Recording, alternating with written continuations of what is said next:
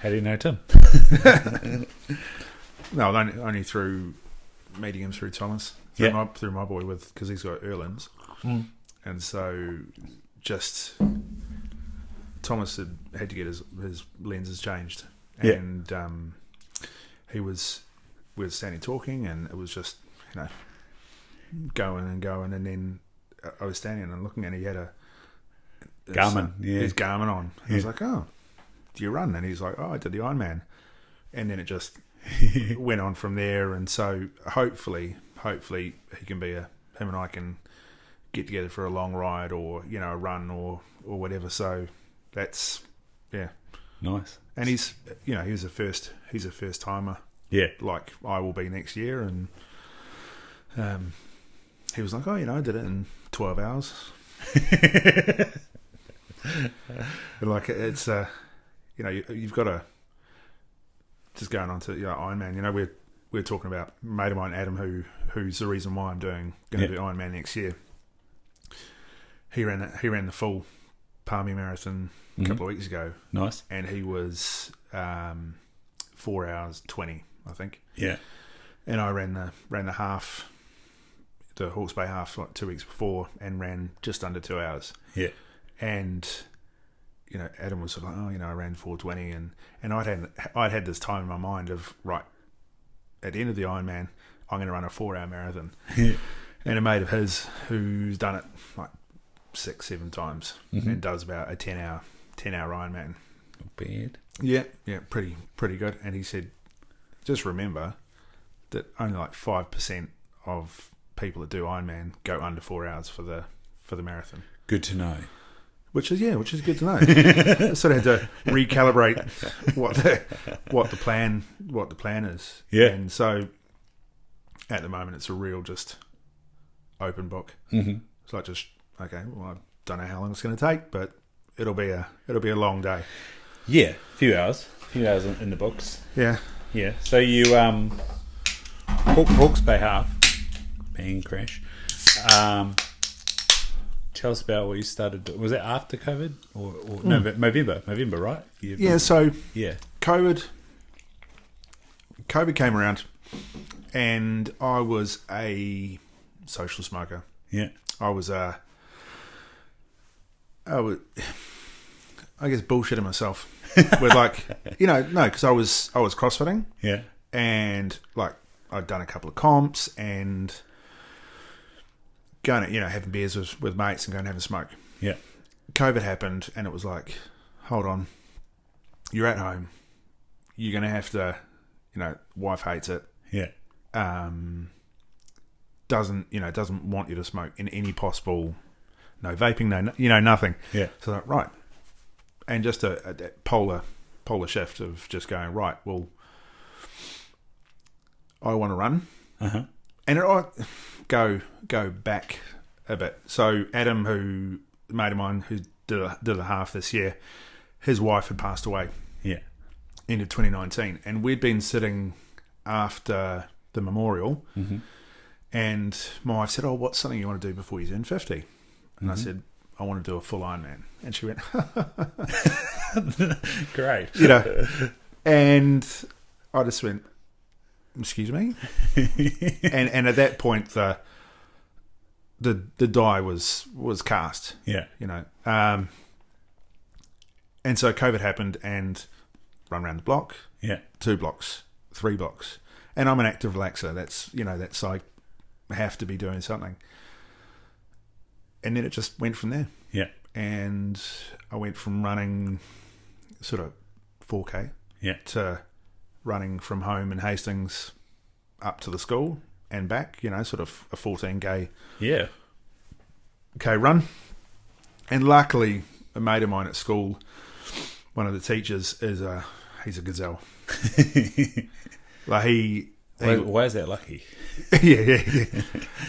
Nick, funny enough, most of my mates who are into fitness are all called Nick. Yeah. But yeah, Nick's last name is Fitness. Wow.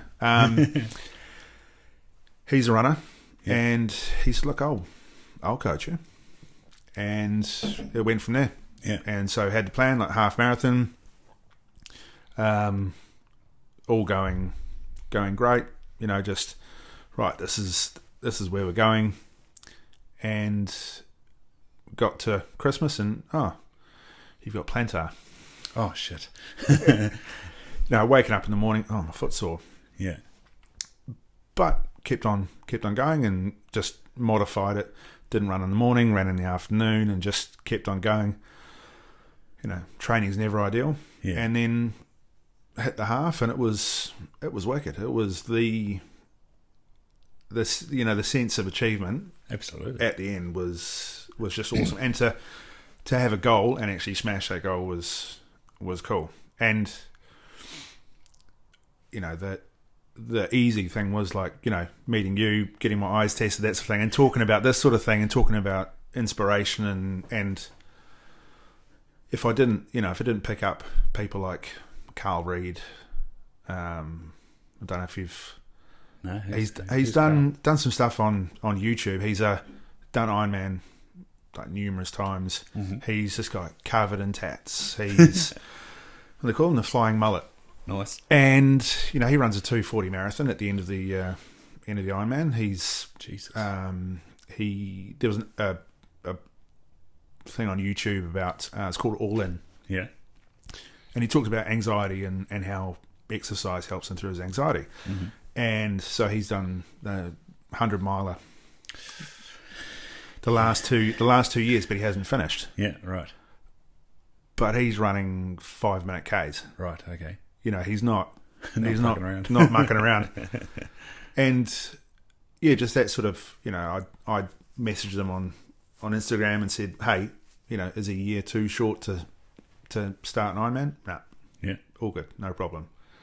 And then sort of talk to him about Well, how long's your base for running though? That's nearly a year now as well, isn't it? Right? Yeah. Yeah, like I can go.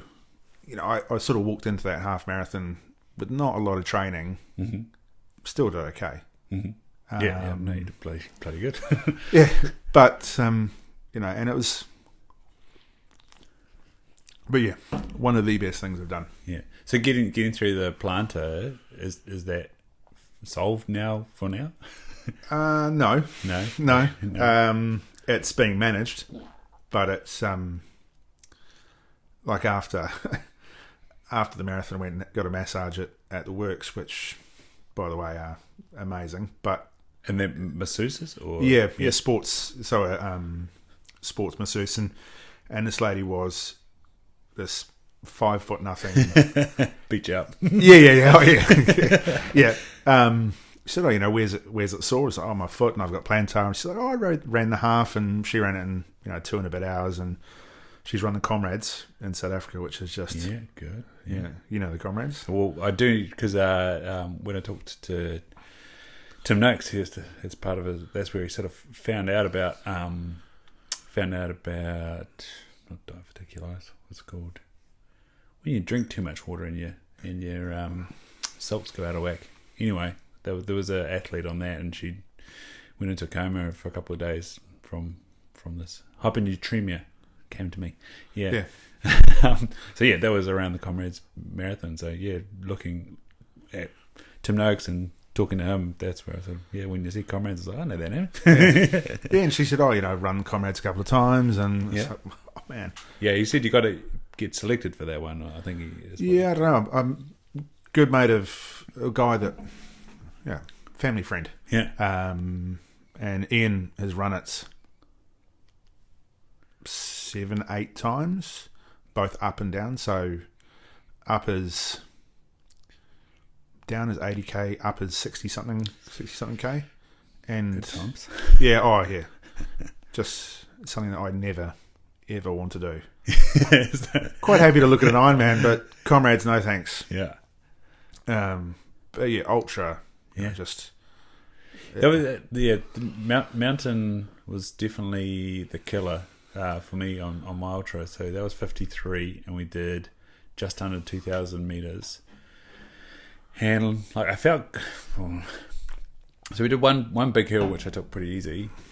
So that over to the next checkpoint was about 14k, and then we had 1,000 meters that took us half marathon, and so getting up that was a lot of stop start, bit of walking, walk a bit, run a bit, walk a bit, run a bit, just try to keep moving. Yeah. And then once we sort of got up onto the mountain itself, it leveled out quite a bit, and also being more open, you could kind of see where you were running to and pick a point and carry on. Yeah. But then we got to down the other side and coming down, like you say, you mate, coming down, holy shit, that's where the wheels fell off. Started getting, you're talking about plantar fasciitis, I started getting patellar tendonitis, and just that the tendon must have been starting to blow up a little bit, and so then my patella just wasn't running very well, and so every down step, probably overactive quads instead of hamstrings as well, not helping, and it started getting quite brutal after that. Yeah, I can't.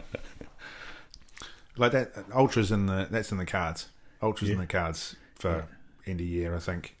Or I think Taupo is ultra 56k. Yep.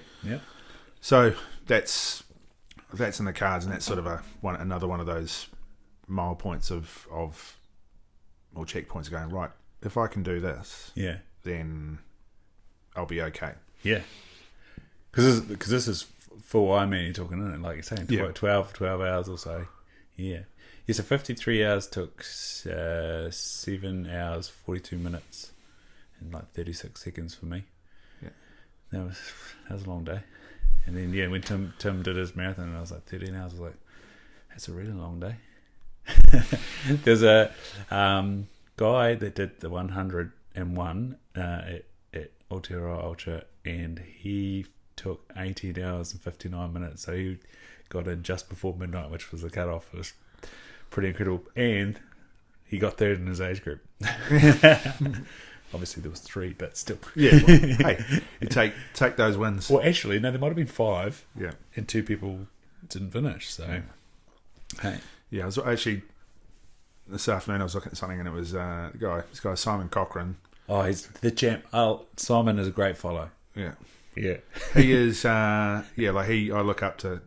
Even though he's younger than me and a lot younger, but I look up to him. It's to do 100 mile, 100k, 102 mile, whatever. 9 hours. Yeah, like, yeah, nice. And Simon's bloody awesome. Like, you just hit him up. So Simon was the person that just said to me, like, I think it was like Christmas Eve or around Christmas when he went on his 300k bike, and I was just like, how do you do that, man? And I said, like, I was starting to get these sore hips, and I was wondering what I was going to do and how I was going to get through it. And he said, oh mate, it always hurts, you just get faster. And I was like, okay, that's reassuring, I guess. Yeah. He's a good man. I liked his post the other day that he sort of had him sitting at a checkpoint with Coke and lollies. It's like fair fun for all the family. Healthy fun for all the family. Yeah. But that's the thing though. That's the paradigm or the paradox is that you got these guys that are super healthy. Yeah. But during a bike ride, 100k bike ride, at the end, they want a donut and a Coke or a pint. You see all this Cameron Brown, who is the legend and the legend of New Zealand Ironman or New Zealand multisport. 230k ride, stop for a Coke and a pie. Yeah, just get some calories. Yeah. Did you listen to Matt Fraser talk with Rogan and the Snickers? I was like, and it's bad now because, like, even at the supermarket just before tonight, did a good session at the gym, and then walking past the last aisle at the supermarket, and there's Snickers there, and you're like, ooh, and then you go, it's $3. You're like, nah, 99 cents, you would have had me. Yeah. Well, like last night I was getting some stuff for dinner, walking through Pack and Save, and there's a lady in front of me. And she's walking through in her weightlifting shoes. Nice. And her Romalayas. I'm like, okay, must have been at the gym. And in her trolley is like rations and Coke and this and that sort of stuff, and all those gains are just blowing out the door. Yeah, completely. So how long were you doing CrossFit for? 4 years, 4 or 5 years. Yeah. Love it. Like, it's still, I would go back in a heartbeat. Yeah. But just the motivation is elsewhere. Yeah, no, which is got to do that sometimes. But But so looking back, do you know why you had this disconnect between what sort of CrossFit promotes and then the beers and a dart? Yeah. It's just I think it's just it's the lifestyle of being a chef. Yeah, You go out with your mates after work, and have a smoke. You don't want to be left out. For so long through my cooking career, it's the only way you took a break. If you didn't smoke, tough luck, bud. Yeah. You're not taking a break, and it wasn't cutting it out completely. It was like, I've had a rough day or rough week at work, and that's just have a dart and away you go. And now, being 18 months, 2 years without a cigarette, why? Yeah. Like, why would I even, I love the situation I'm in now, which is a health, not, I enjoy beer and, all that sort of stuff, but the achievement and the to say and be be truthful. Yeah. Being honest and saying, I've run 21k, Yeah. I've run 18k, I've run all this stuff, and I feel good. That's awesome. And I'm 46, and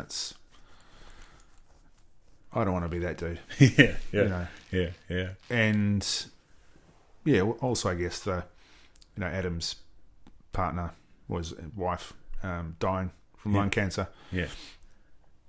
And she was a non-smoker. Right. For that to happen, that's also a bit of a slap in the face, going, come on. Yeah. Did anyone sort of bring that up to you, or that was just all your own head? That That's mine. Yeah. My own head. Yeah. I'm a stubborn, high functioning anxiety. That's the what I identify as that's what. Yeah. I suffer from anxiety, and one of those things is like, okay, this is okay, this is helping, and then thought, no, not actually. Yeah. Not actually. It's adding to the pressure, because I'm actually just talking absolute shit. Yeah. So I want, like, say, the whole culture of having the break, having the smoke, having the moment, having the breath. Like, imagine if somehow, I don't know how this paradigm would enter chefing, but imagine if it was like 2 or 3 minutes to go outside and just have a breath. Imagine it. Well, yeah. So this is someone you look up. This guy, Nick Honeyman. Okay. Yeah. Nick Honeyman, also Nick Watt. Yeah. Guy, Uber super chef. Right. Nick Watt. He owns Masu in Auckland. I think he owns Akarana Eatery. Super successful. Mm-hmm. Great guy. Super motivated. Super healthy. Yeah. That's the yoga, the whole, his ethos is, health. Mm-hmm. Great food. Awesome, amazing chef. But he is super healthy. And then you've got Nick Honeyman, who owns Paris Butter in Auckland, and he's in France at the moment. He owns a place in France, this Le Petit Lion, in I think it's in Lyon. Okay. But he encourages his team. They go to one of the CrossFit gyms in Herne Bay together and do workouts. Mm-hmm. And he's a handsome guy. He's a handsome dude. Yeah. But he promotes that health and well-being through in his kitchen. Yeah. And whether or not everyone takes up on it is it's their call. But for too long it was that hard living chef, and that's why chefing as a career is just it's dying. Mm-hmm. Mm-hmm. Because we're not looking after we're not looking after our people. Where there's high suicide rates and chefs, and because it is that super high pressure, go, and you're right at the coalface. You've got people saying, "Oh, I didn't like your food." Fuckers. Yeah, exactly. Yeah. But and it's sort of people are, "Oh, okay, it's a life of a chef." Yeah. No, it's not. And there are so many, and there are people around, there are chefs around the world who understand that, and they realise that they've got to do something to make it better for chefs. Yeah, I wonder if so the sort of imagery you get is, going from say 10 a.m. to 10 p.m. and then it's like letting off steam at the end of the day, and carrying on till 2-3 a.m. and then getting up and doing it again. I wonder if there's a place for front loading the day, like you say, the whole kitchen goes and does has a late breakfast or doesn't have breakfast, does a session, then meets for breakfast, then gets into the service and feels good through the day. Yeah. And then goes home and goes to bed and feels great. Yeah. That's there's another guy who I look up to massively in the UK, and there's lots of chefs, but he's got a Sat Baines. Okay, nice. And he has a place, I think it's in Nottingham, and it's Restaurant Sat Baines, and they've got rooms. So you can stay, but then you can eat. And it's a Michelin, I think it's 2 Michelin star. Wow. Yeah. And Sat Baines is this dude. He is ripped. He is a big dude. He is like bald head, muscle. Like he's massive. Yeah. He's a big dude. But he struggled to find chefs. Yeah. He struggled to find the chefs that he wanted. So they now do 4 days.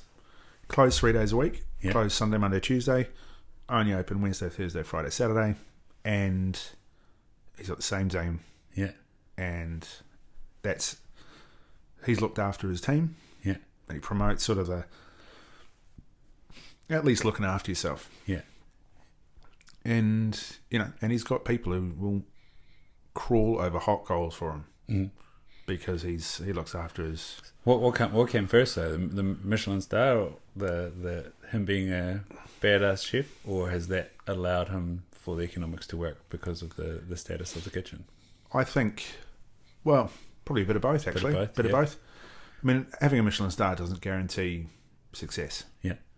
I think having seen those kitchens in the UK and seeing how they operate, the economy of scale doesn't work. Okay. A lot of places doesn't work because you've got, there's places that got 40 seats. Right. Yeah. You've got 12 chefs in the kitchen. Mm-hmm. But then you come back to New Zealand, you walk into a kitchen and there's 120 seats, and there are 4 chefs in the kitchen. And they're still struggling to make ends meet. Yeah. Whereas these guys in the UK, the Michelin star allows them to write a book and make money from TV appearances or all that sort of peripheral stuff. Yeah.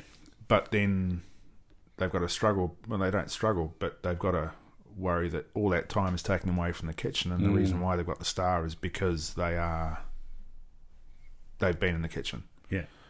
Or you surround yourself with wicked people who live and eat and breathe your ethos and cook amazing food. Yeah. If you find those, they're gold. Awesome. And then you hold on to them and you look after them and you just like, you feed and water them and give them what they need. But inevitably, they need to do their own. They need to do their own thing. They see, oh, he's got the star or she's got the star. I want a star. Mm-hmm. Well, I want 2 stars. So all 3. Yeah, all three. Massimo Boccuto, whatever his name is. Oh, Bottura, yeah. Bottura, that's right. Yeah, he's got 3. Yeah. Cooking Parmesan. Yeah. And he's... I mean, I don't know how that guy does it. Yeah. He is... if you've seen him... I've watched that Chef's Table. Max or Massimo or Maxwell or something was what I wanted to name a child if it was a boy. And partly because of that dude, I was like, that guy's got such incredible passion, or that's how it comes across anyway, the passion for what he is doing. Yeah. And I think being passionate about something and putting your life into it, and you get it's so emotional. It's just like it's inspiring. But it is. Yeah. But it is. That's what life should be. Life should be all about passion. If you're not going to do something, if you're not going to give it hundreds, like I look at some of your stuff on Instagram. Yeah. The pictures and the photos of up in the hunting and that sort of thing, and the passion or the love of what you do comes through. It was funny. Had a bloke that we did a podcast with yesterday, and I was telling him about how I took a Diana camera with 120 film, and I got the photos back. Not only were they in black and white, but they were like so lacking in serious light and just focal planes all wrong. I was like, oh, that was not expensive. That's a $30 lesson and what not to do. Problem is, I don't know what I did. So, but yeah, again, it's just like another way of looking at being in nature. It's like, well, how can you capture this and try share this? And yeah, is that some of the essence of food? It's like the taste, the texture, the experience. Yeah. It's emoting. It's emoting passion. Mm-hmm. That's what it is. That's what food is. Yeah, food is just for me, like Tan Square. Yeah, Tan Square reminds me of my grandmother, and it's an emotional experience because of my relationship with my grandmother. Yeah, if it's it's good Tan Square, like when I first went up to the school, I got the Tan Square recipe from my mum. Nice. And I got my pastry chef to make it. Yeah. And it was like I was moved. Yeah. And how'd the girls take it? Loved it. Oh man. They're like, had chocolate had chocolate in it, so they were all good. Yeah. But that's what food should be. Yeah. Food is about memories, and that's the stuff that you like, or the things that people like, is because of a memory, whether it be a good memory or a bad memory. I remember points in time through food. Mm-hmm. Like if you are, someone will ask me, oh, what did you do here? So, well, when we went out, we had, we ate this and this, and this was. And I can't remember who I was with. Yeah, but I can remember what I ate. Wow. Yeah. But that's what food should be. Yeah. That's what's and it's from like a really good burger to a pizza to a whatever, or you think if you buy an apple, you're looking for the apple that reminds you of the taste when you first, because that's what it is. It's taste memory. Yeah, Cox's Orange is my apple. They don't really make too much anymore. There's some people in North Canterbury that do Cox's Orange and Ashley River, I think they're called. And yeah, Rickner Markets, just stumbling across these Cox's Orange apples. I was like, shit hot, crunch. It's a fantastic variety, but I don't know why it doesn't sell. But probably doesn't look very very good. Yeah, no, yeah. It's funny. Gabby, my flatmate, they probably met on the way through. She just started working at Rocket, and it's like, awesome that's a viable and productive business, but like, what an incredible concept that small, perfect apples in a tube is a raging success in Asia. Like, what a paradigm. Yeah. Well, my son coaches they're 7 years old. These boys on a Saturday morning, and if you ever want to see the idea of herding cats, I was one of those 7-year-old soccer players. But they love it. They love it, and it's great. But this lady gave one of the kids on Saturday morning the same thing, a tube of these perfect little apples. I thought, What is that? What is that? And then I saw what they were. I thought, okay, right, it's rocket apples, and but that's and that's Asia. Yeah, everything perfect. If you go to the markets on the Hastings markets, there was a group of these Japanese guys selling these Japanese grapes. Mm-hmm. These beautiful, perfect purple or red grapes. Yeah, and they were amazing, seedless. Yeah, all of them are perfect. The bunch is perfect, and that's the Kyoto table grapes. Right. And talking to the guy was so they must be perfect, and they've got to look no blemishes, and Yeah. Well, I think it's like a Nashi pear or something that they like rotate on the tree so everything gets all the sun and stuff. You're like, it's a lot of work, but people pay for it. Yeah. But I remember, I don't know if you remember, there was a Kiwi company that were doing a pear liqueur. Right. Yeah. And so they were growing the pear in the bottle on the trees. Wow. So the pear was inside the bottle, and I don't know if it's carried on. It's a cool concept. Yeah. Time consuming. How did you end up cooking and chefing? When I was 16, I had big plans to go to university and do sports science. Mm-hmm. I was a triathlete. I ran, I was just sports were my thing. I was a swimmer, and I was, that was it. Yeah. 16, got hit by a car. Oh fuck. On the first day of May school holidays, clear as day. Coming home from my mate's place, coming down a hill, car pulled out, clipped the front of the car, went over the handlebars. Yeah. No helmet. All right. Sat down on the curb, but what had happened is my foot had hit the curb, and I turned, so my toes were facing back. That gives you the heebie-jeebies. Oh, it does. It does. So it's not really that surprising you've got plantar fasciitis. Oh, it's on the other foot. Oh, fuck. Yeah. Classic. The one with the injury is no problem at all. And sort of spent a fair bit of time in hospital, and that's one of the things. I'd always liked to cook. Like my parents are very adventurous eaters. Mm-hmm. I'd grown up in Sydney.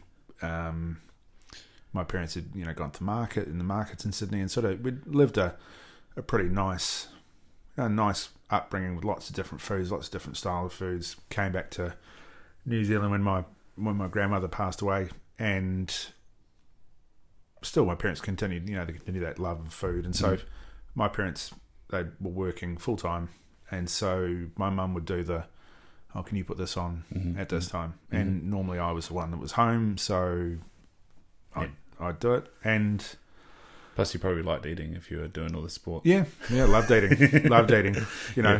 Ate from when I came home to when I went to bed. Yeah. And just didn't do as well as I wanted to, I guess, as well as I wanted to at school. Yeah. And thought, I like to cook. And so went to cooking school, did an apprenticeship at the time, and loved it. Mm-hmm. Yeah, 27 years later, I'm sort of calling time on cooking for other people. Yeah. But yeah, and just I owe my life to cooking. Yeah. The life that I lead now, and the people that my wife that we've married 21 years. That's through cooking. My mates most of them are through cooking. Yeah. So how'd you meet your wife? We were both working in the same place. We were at the time working at a place in London, and me being the super shy, like really quiet, quiet chef. Yeah. No, a friend of mine said, "Oh, have you have you met Amelia? I was like, no, she's, I like the look. And mate of mine set us up on a blind date. Right. Well, blind date. Yeah, we went out to Camden Town. What town? Camden. Camden. Camden, yeah. And I was thinking the rest, Canada Town. Yeah. And as they say, the rest is history. History, yeah. And we've lived all over the world. Mm-hmm. We've been heaps of places, seen lots of things, and done it together, which is cool, which is really, really cool. Mm-hmm. Some of it not so cool, but it's you live and you learn. Yeah, that's life, partnership, being there for each other, all those things. Yeah. And you just, cooking is such a, like say, it's so emotive, mm-hmm.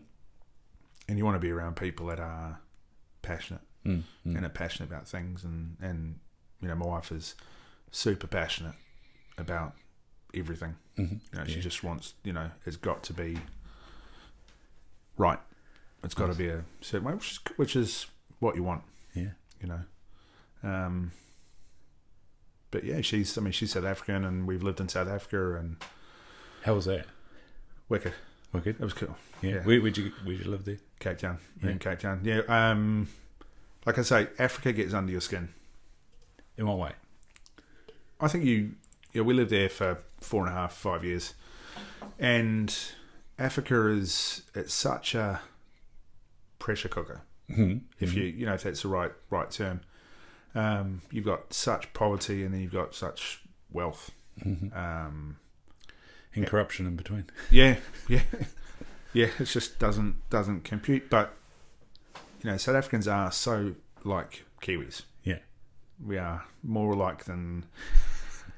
We were just watching the news before, and old I don't know his first name. Conway. They just got the century at Lords. And Devon Conway, that's the one. Jesus. And Christo, he sort of was born. He's got Belgian heritage, but he's born in South Africa, and then he moved over here. He's also lived in Ireland as well. He says he's been all over the place. But I said, she says, "Oh, who's that guy?" And I said, "Oh, it's Stephen Conway." He said, "Oh, where's he from?" And I said, "Well, technically he's South African, but he's Wellingtonian." And then first word to open his mouth, and I said, "See, I tell you, mate." Straight up. But I think South Africa it's hard to explain to people, because you see so many different things. Like you see, life is so cheap.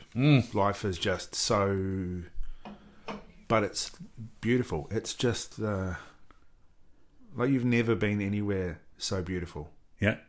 And the people are, you talk to people, and they are, you come in. I wind it back a little bit. You come into South Africa with all these preconceived ideas that the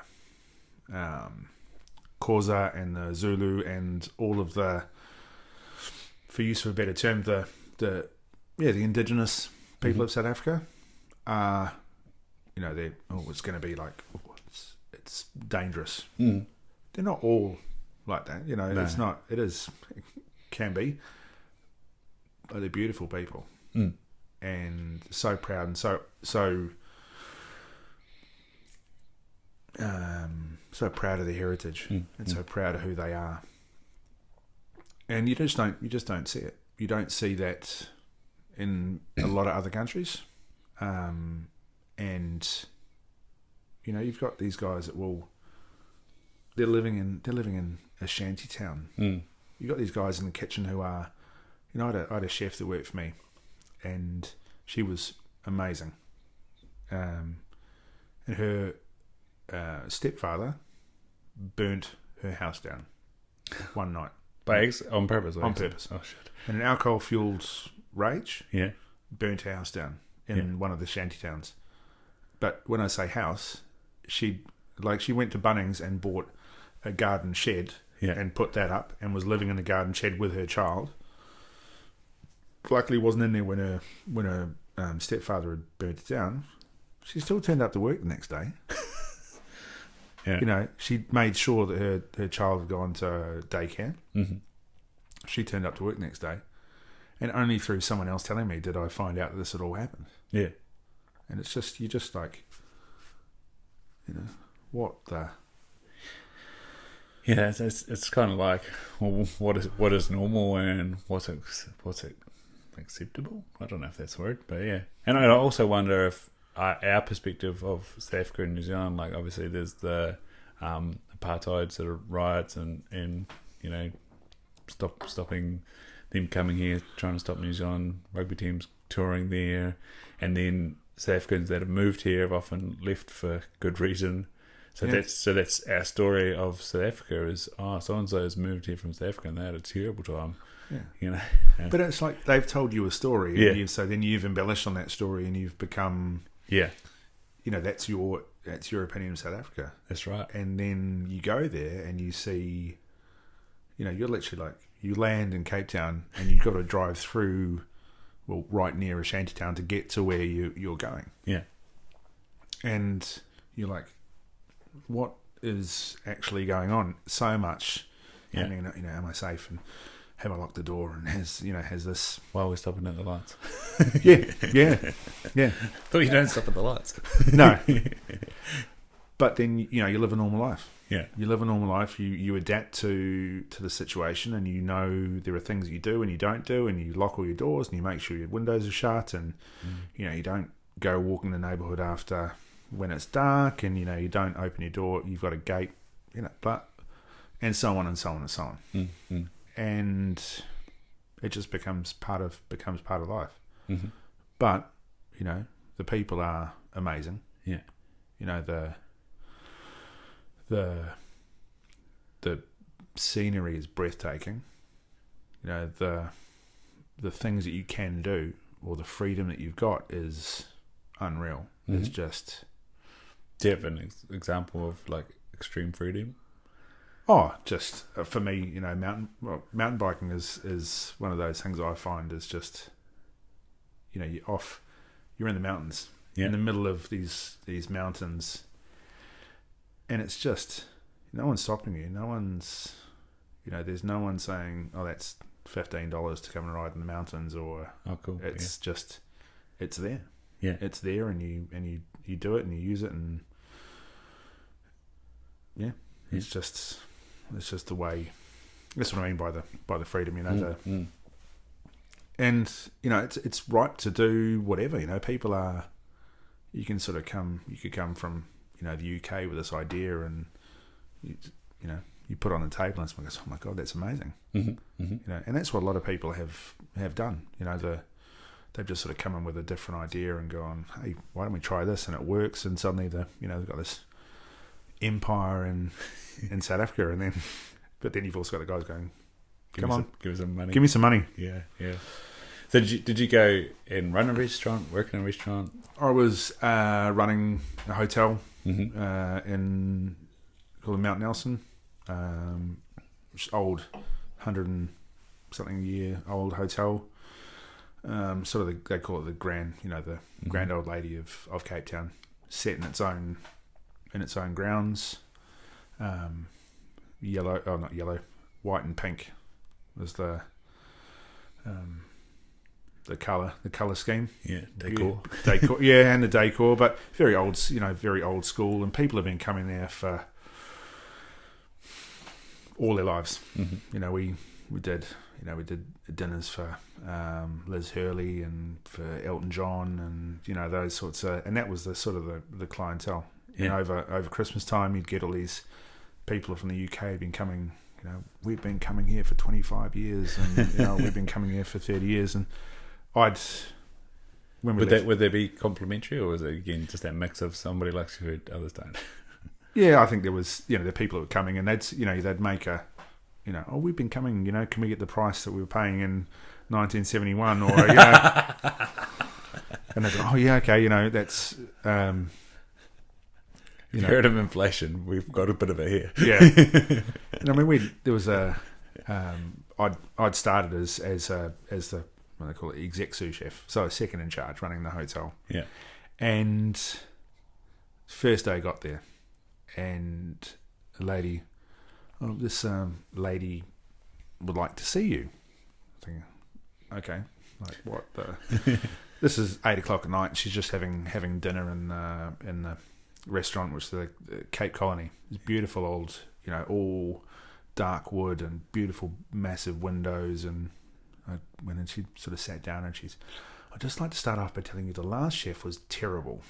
Okay. Okay, so they sat down and she's there and she said, this is the first time I've come to South Africa without my husband. He died last year. And so and they said, well, but my children and my daughter and my grandchildren are coming next week and this is what I expect. And it's like, okay. It's this old lady who's nothing to do with the hotel, but she's, reading me the riot act. This is her place. Yeah, this is it's basically, marking her territory. But like this big shock of like dyed hair, like this hair everywhere with a bow, and she's she's 80 years old in the shade, and next day see her, and so I forget her name. She said, someone said, Nick, so-and-so wants to see you, and she's out there by the pool. And this is a lady, 80 years old. She's in a bikini out by the pool, lying on a lounger, and she's like, this is my daughter, and this is her children, and her daughter's sort of, I'm friends with Elton John, and okay, awesome. This is how it's going to go. Yeah, actually lovely. Actually, really, really, really down to earth, and really as down to earth as you can with sort of that sort of plum in your mouth. Yeah. But really nice, and all it was about that her grandchildren had a nice time. Yeah. So that was the place she was coming from. Yeah. And she was, and so we sat when she was leaving. She wanted to thank me, and so we sat down. It was like 9:00 in the morning. Yeah. And she has a highball glass, and the concierge. This guy Joey, he'd been there for like 40 years. Right. He'd been there from when he was first out of school and he knew everyone. Yeah. He knew you wanted something, you saw Joey and he got you, man. Yep. And so I sat there with her and she had a highball glass. Joey came along, bottle of vodka, pours, the glass is 3/4 full. And I'm just sort of sitting there. I've got a coffee and she's there with us. I'm having a Bloody Mary. Yeah. And then Bit of tomato juice and some Tabasco, sticks of celery stick, and she must have sat there and had 2 or 3 of them while I was having a cup of coffee. Yeah, she must have been pickled from the inside out. But yeah, like I was there for 2 years, and then there's a hotel opening in the foreshore in Cape Town. So Cape Town's a harbour. And it was called the One and Only, and that was new builds. And I'd met the exec chef. He was a Australian guy, and agreed to go and be his number 2. And we opened the hotel. Had a Gordon Ramsay restaurant in there, a Nobu, and then it had a man-made island in the middle of the hotel. Yeah, they blocked off the inlet and made this island, just spa and villas and an infinity pool and like money like you've never seen before. Yeah, and it was there, and then the place worked out. Yeah, and it was amazing. Like it was just we did the launch of the IPL when there was the bombing in the terrorist bombing in India. Yeah. So, Snow Patrol played, and once again, a situation where you just see money just being thrown at a situation. Yeah. It's like, oh my God, like what's happening here? Very unreal. Yeah. Very, very unreal. But good. And then we came back to New Zealand and was up at Sky City for a while, and then we never left. Yeah. But it was good to, when you've been overseas for so long, to come home and to see that New Zealand was sort of, it is getting there. Doing its thing. It's doing its thing. And, but then moving out of Auckland was, that's the icing on So what did that feel like getting out of it, getting out of the place? It's got heaps of energy. Yeah, and I think that's we were at a stage where we wanted a different life. Mm-hmm. We'd been coming down to see my brother lives down here, and we were just in awe of their life. Okay, and really like, we need to be living down here. Yeah, and it was hard at first. I was really sort of missed my friends and but then realised that they would travel and they'd come and visit and and be jealous of your life. Yeah, and that's what happens. They come down like, oh man, I wish I lived down here. Or, but then friends of mine they'd moved out of Auckland, they'd moved to Tauranga and the Mount, and some of them still live up in Karaka. Yeah, if I could pick anywhere in New Zealand to do farm to table restaurant, that'd be Karaka. Yeah. That's where you'd kill it out there. Yeah. The property's not cheap. No. I mean, it's beautiful. Like we went up a couple of months ago, and stayed with friends of ours for his 50th, and we were out there, and it was so nice. Yeah. It was so good. Have you ever been to the Polo Open? Not for a long time. Okay. Out in Whitford. No, in Karaka. No. I remember going when it was out Clevedon or... No, so I'm getting that wrong. Clevedon. Clevedon's road. Okay. Yeah, Clevedon, yep. Yeah, Clevedon Market, the whole... Yeah. Sorry. Yeah, no, balls that up. Yeah. Karaka, Clevedon. No, Karaka's just a town now. Yeah. Just out that way. Like, that was for me growing up. That was where you went and you trained for triathlon. That's you went and rode out Ridge Road, right? Yeah, and we were out at my mate's place, and we were coming back at night. Yeah, and my son and I were in the car coming back, and we went down Ridge Road. Cool, and pitch dark. Yeah, but the size of the houses down Ridge Road, and I remember it being there was nothing, just farms. It was just farms and farmland, and you go down these houses that are just like. Like, who lives here? Yeah. Like, you're going down multi-million-dollar road. Yeah. No, it's Auckland's pretty buzzy. How that space between Pukekohe and Auckland's just closing in slowly. Yeah. Jury's about to get filled in. And, yeah, it's just there's no wriggle room up there. There's no, you down here you get used to being 10 minutes from anywhere. And what's I find buzzy about Hastings is, like, you say you get to the edge of town, it's like orchard or farmland straight away. Yeah. There's no like belt around it. No, you go from where when the start of the half marathon, right? You're behind the school and you run through an orchard. You're running through an orchard for the first sort of 3-4K. Yeah. And then you hit another path and you go through Havelock. Yeah. And then you're going through another orchard. Yeah. For another.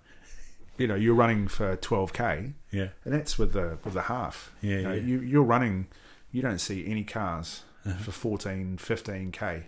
Yeah. You're running along a limestone path. And I'm sort of looking around.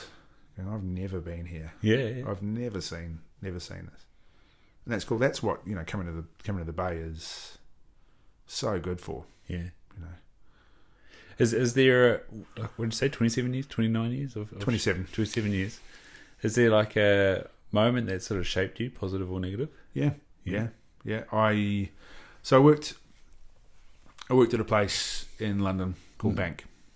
Nice. And I started there just after Bank had opened, and we were doing, it sat, I think just under 300 people any one time. Wow. In one go, 300. There you go. And that they were booking that up? Yeah, we were doing 500 for lunch, 500 for dinner. Jesus. The biggest day I think we ever did was like 1,100, 1,200 people. Wow. It was just off the What about it that made people want to go? It was very cool. It was very. There was a glass sculpture that on the roof that was I don't know, 20 meters long, maybe, and it resembled the London skyline. Okay. So it was all different shapes and everything. It ran, and then the length. So the kitchen was this long kitchen upstairs, and it was open. Mm-hmm. Had a massive bar in the front of the restaurant, and you walked up from the seating area, from the front entrance. You walked up this long between the kitchen and this mirror, this 20-meter long mirror, and the sculpture into the dining room. Mm-hmm. And it was, fine dining, brasserie, food, but we were doing massive covers, mm-hmm. and you had 15, 16 chefs on at any one time, mm-hmm. and you were just. It was the heyday of cooking in London, right? And I'd walked in for this job for an interview, and there was a guy that I'd worked with in Auckland, and so I'm sitting in the chef's office, and he's there, giving me the finger through the window. Hey, was he already working there? Yeah, he was already working there. Yeah. And so I got the job. Yeah. And just by the by. And the chef said, Steve says you're you can cook. And so there was just the kitchen was full of Kiwis and Australians. Wow. And it was that was the guys that got it done. And the chef at the time, the exec chef was this guy, Christian Deltil, and it's this French guy, and he is like my second dad. Yeah. He is the one that shaped me into what I am today. Yeah. What shaped? Yeah. He's really sees.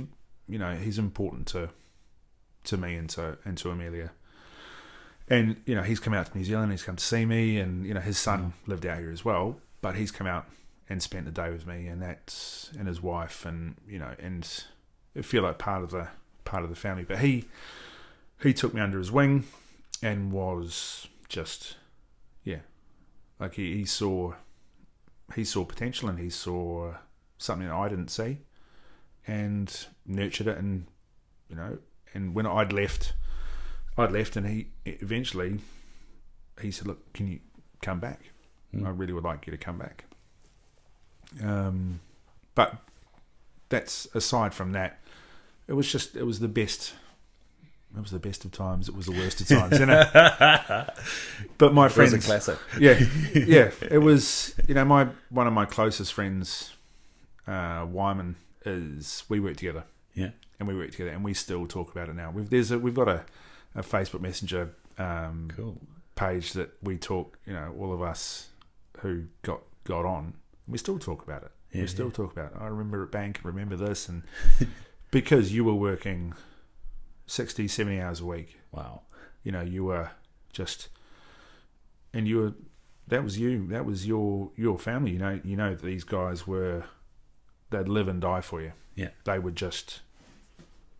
They'd look after you. Yeah. So where does the transition go from like apprentice chef learning skills to becoming great? Like, you've got to get into the kitchen and start off at the bottom, and you've got to, and that's where it's the industry is dying because there's not an accurate representation of what chefing life actually is. And the expectation is going to get on MasterChef, sell a book, and not actually cook ever. Yep, pretty much. Yeah.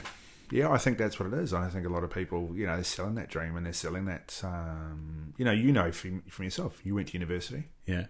You had to do the hard yards. You had to be the get tested and fail, and well, not quite fail, but get close to it and feel like you're hopeless. Yeah, Yeah, you got to. Yeah. But a lot of these, kids come out of cooking school or whatever, and they're like, right, I'm a head chef. Okay. Yeah. And then they get into it and they realise that I can't deal with someone telling me that my food is terrible. Right. I can't deal with someone saying that I need to shave 10 hours off the roster because you're costing me $300 extra and we can't afford that. So you're the one that's going to have to work. Yeah. That extra 10 hours that you need to make the restaurant. So people mostly on salary when it comes to being no wages, and if you're if you're sort of the top of the tree, then you'll get a salary. Yeah. But that's where that parity doesn't work. Yeah. Because you get a salary and then suddenly it's, well, you're going to be the one that's working working the hours. Yeah. Unless you find a boss or an employer who says, right, you work 48 hours or 50 hours a week and we'll pay you for 50 hours. Mm-hmm. And that's where you get the people that stay with one employer for forever, mm-hmm. because they get looked after and they get fairly compensated for the work that they do. Yeah. And that's not the norm, I take it. No, it's not. It's not, and that's the other side of it. You've got guys who are going out and doing an apprenticeship, a joinery apprenticeship or a plumber's apprenticeship, or and that as a plumber's apprentice, you after 5, 6, 7 years, you can be earning $65 an hour. Mm-hmm. You will never, as a chef, ever get to $65 an hour. Yeah, unless you are a personal chef to someone, or on a yacht, or doing something. You'll never get to that point. Yeah. Admittedly, as a plumber, you're gonna, you might be crawling through poos. Yeah. Human excrement, and but you've done the hard yards, you've done the work, and to be a fantastic chef, I think it's got to be, you got to cook from the heart. So it's one of the true vocations out there, isn't it? Yeah. But I don't think anything can be a true vocation. Yeah, that's right. Yeah. There are those people that are meant to be an accountant. There are those people that are meant to be, an optometrist. Yeah. Or a doctor or whatever. Yeah. But I just, we as chefs, and we as older chefs, as the older generation, or the guys that are getting out of it, or the guys who were, not big noting myself, but who are at the top of the tree. Yeah. We've got a responsibility. Yeah. To change our industry. Yeah. And to give a fair representation of what our industry entails, so that our industry will live on. Because if we don't, there won't be cool restaurants. There won't be. Wow. Because no one will be able to. No matter how good you are, you're not going to sacrifice your well-being and your life to run a restaurant. I just saw there's a guy, he's a chef, he's an amazing Kiwi chef, guy Matt Lambert. He had the Muscat Room in New York for quite a while. I forget how long exactly. He had a Michelin star. He's come back. His wife is American. They came back to New Zealand. He's the exec chef for the Lodge Bar in Commercial Bay in Auckland, and for the Lodge Bar in Queenstown.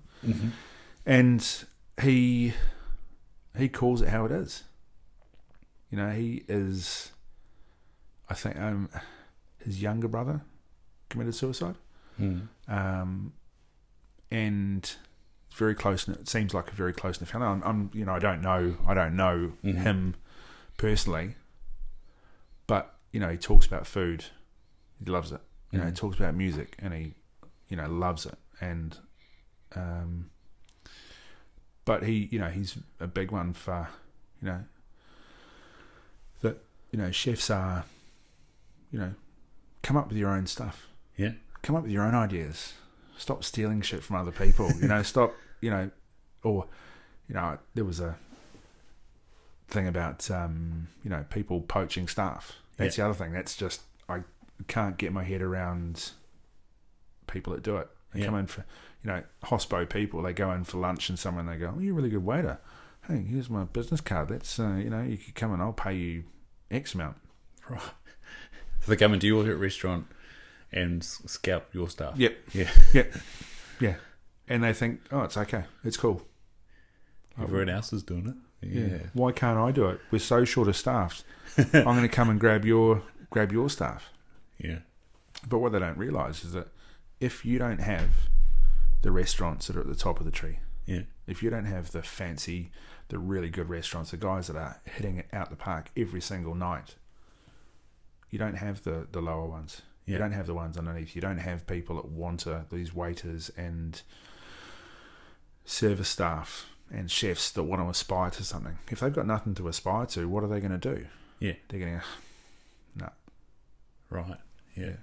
So what how do I word this? Like, the representation means that it's a good person to be in the 10 or 20 years that it might take me to be a head chef. Yeah. So being a role model person, a role model complete person. Yeah. Yeah. Yeah. And I mean, I'm not a star. Yeah. I'm not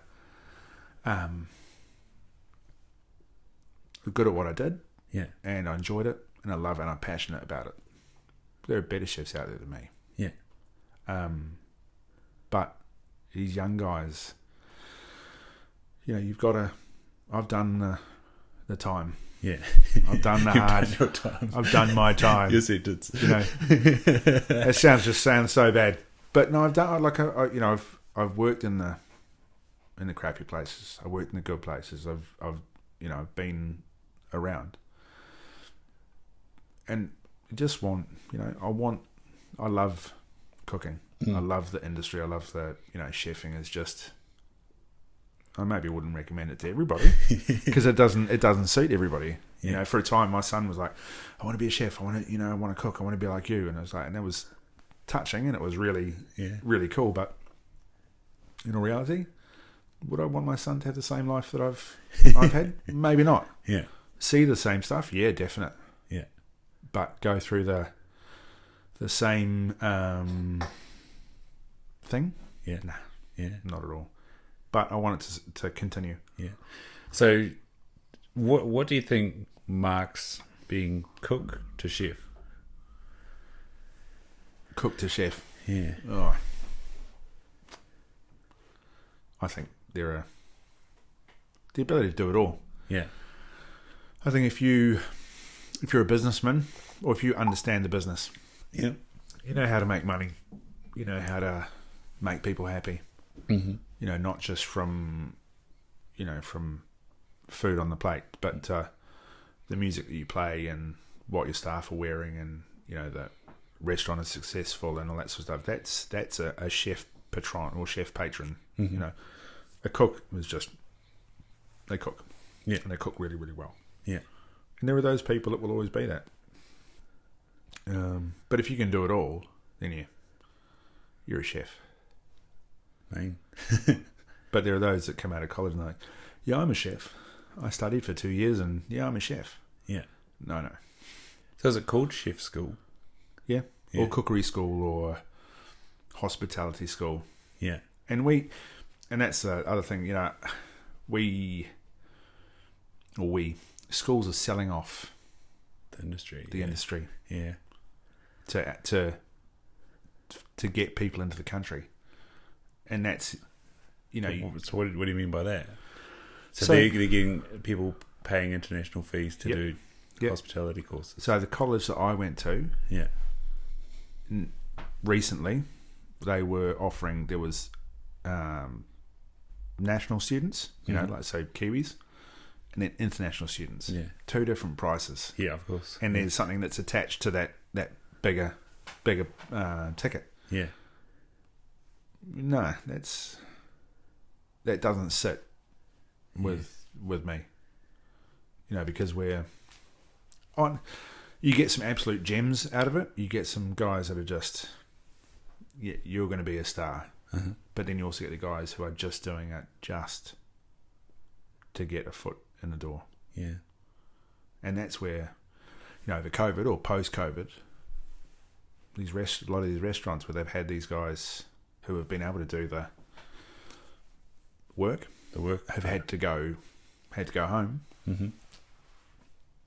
We don't have the Kiwis. We don't have people that are willing to. So part of these industry standard qualifications is that making them go to work, and is the restaurant industry able to leverage that a little bit while they're training, or no? They're doing the purely at the school and then they got the qualification. Yeah, and they do. They might do work release or something, and that's where TAFE in Australia do it so well. Right. Yeah. So what's their system? So their system, I think, I could be very wrong, but their system when I was working in Australia was that you'd get the students and they'd work for you and they'd go to college a day a week. Mm-hmm. So they're in the industry, and I'll tell you, you'll laugh. Yeah. We had a guy. This Love guy already. Yeah. He's working for Jamie Oliver in Sydney, and it was a Saturday lunch. We were getting pumped, and you had this guy who was at TAFE. Yeah. And we were busy going, and all you could hear was this tss, tss, tss, tss, tss. Like, what is that? And here's the guy, and shouldn't laugh, he was busy crying into the hot pans, and that was his tears. Oh dear. Because? Oh, he just out of depth. Out of his depth. He was just and that was the moment. Okay, right, just stand to the side, but in that, people learn really, really quickly. I was about to say that'd be a tough day, and then the next day was he back? Yeah. Awesome. Like the dude was this little, 40 kilos dripping wet, but he was back the next day. Wicked. And I don't know what he's doing now, but that sort of thing. That was what our industry needs, for me. It needs people that if you want people in tears, but no, yeah, quantify that one or clarify. Not people in tears, but 5 days or 4 days in the kitchen, a day away, at college, learning the user. This is what you do, because there is so much learning on the job in a kitchen. You use a yellow board for chicken, and use a red board for raw meat, and use a blue board for fish, and use a pink board for tuna, and all this sort of stuff. And you get taught that, and the practical knowledge that comes in that kitchen. And you say, you might learn, you learn how to do something, and then someone will go, hey, actually, if you do it like this, it's quicker and it's actually better. And you're like, oh, okay, cool. And that's the cool thing about cooking as well. There's so many light bulb moments. Yeah. Where you've been doing something for so long, and then suddenly like, oh, okay, didn't realise. And then, you see that, and you're like, oh, cool, that's wicked. You said about all the boards there. How have you seen the food safety standard sort of stuff change over time? Heaps. Yeah. Heaps. I worked in the Middle East for not very long. September 11th put paid to that.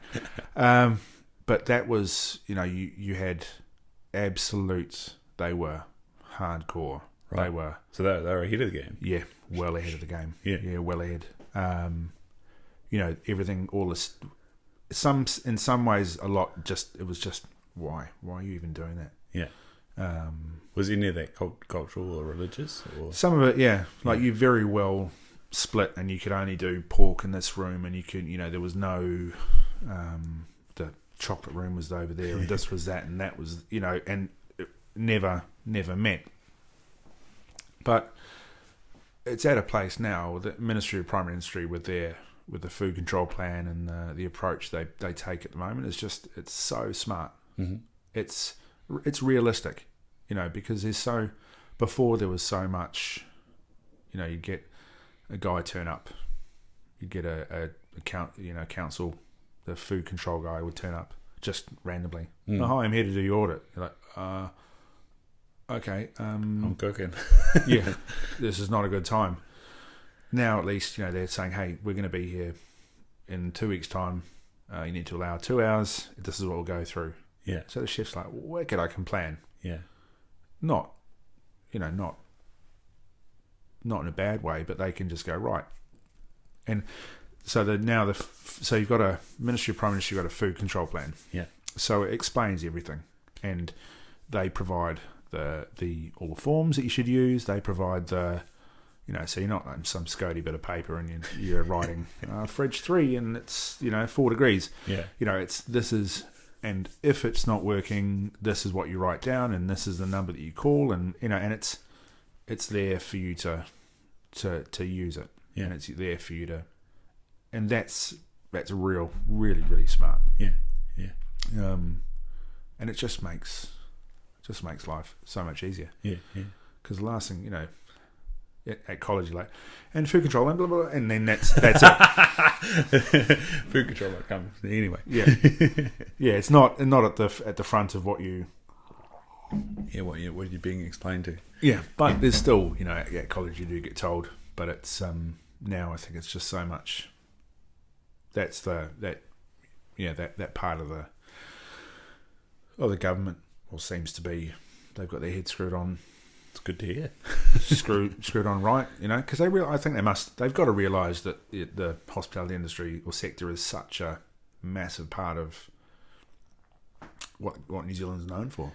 Yeah, and especially if, making pre-COVID, the tourism industry is so big for the country, that's part of the experience, You're not doing, luging every single day or bungee jumping every single day. You're eating 3 times a day. Yeah.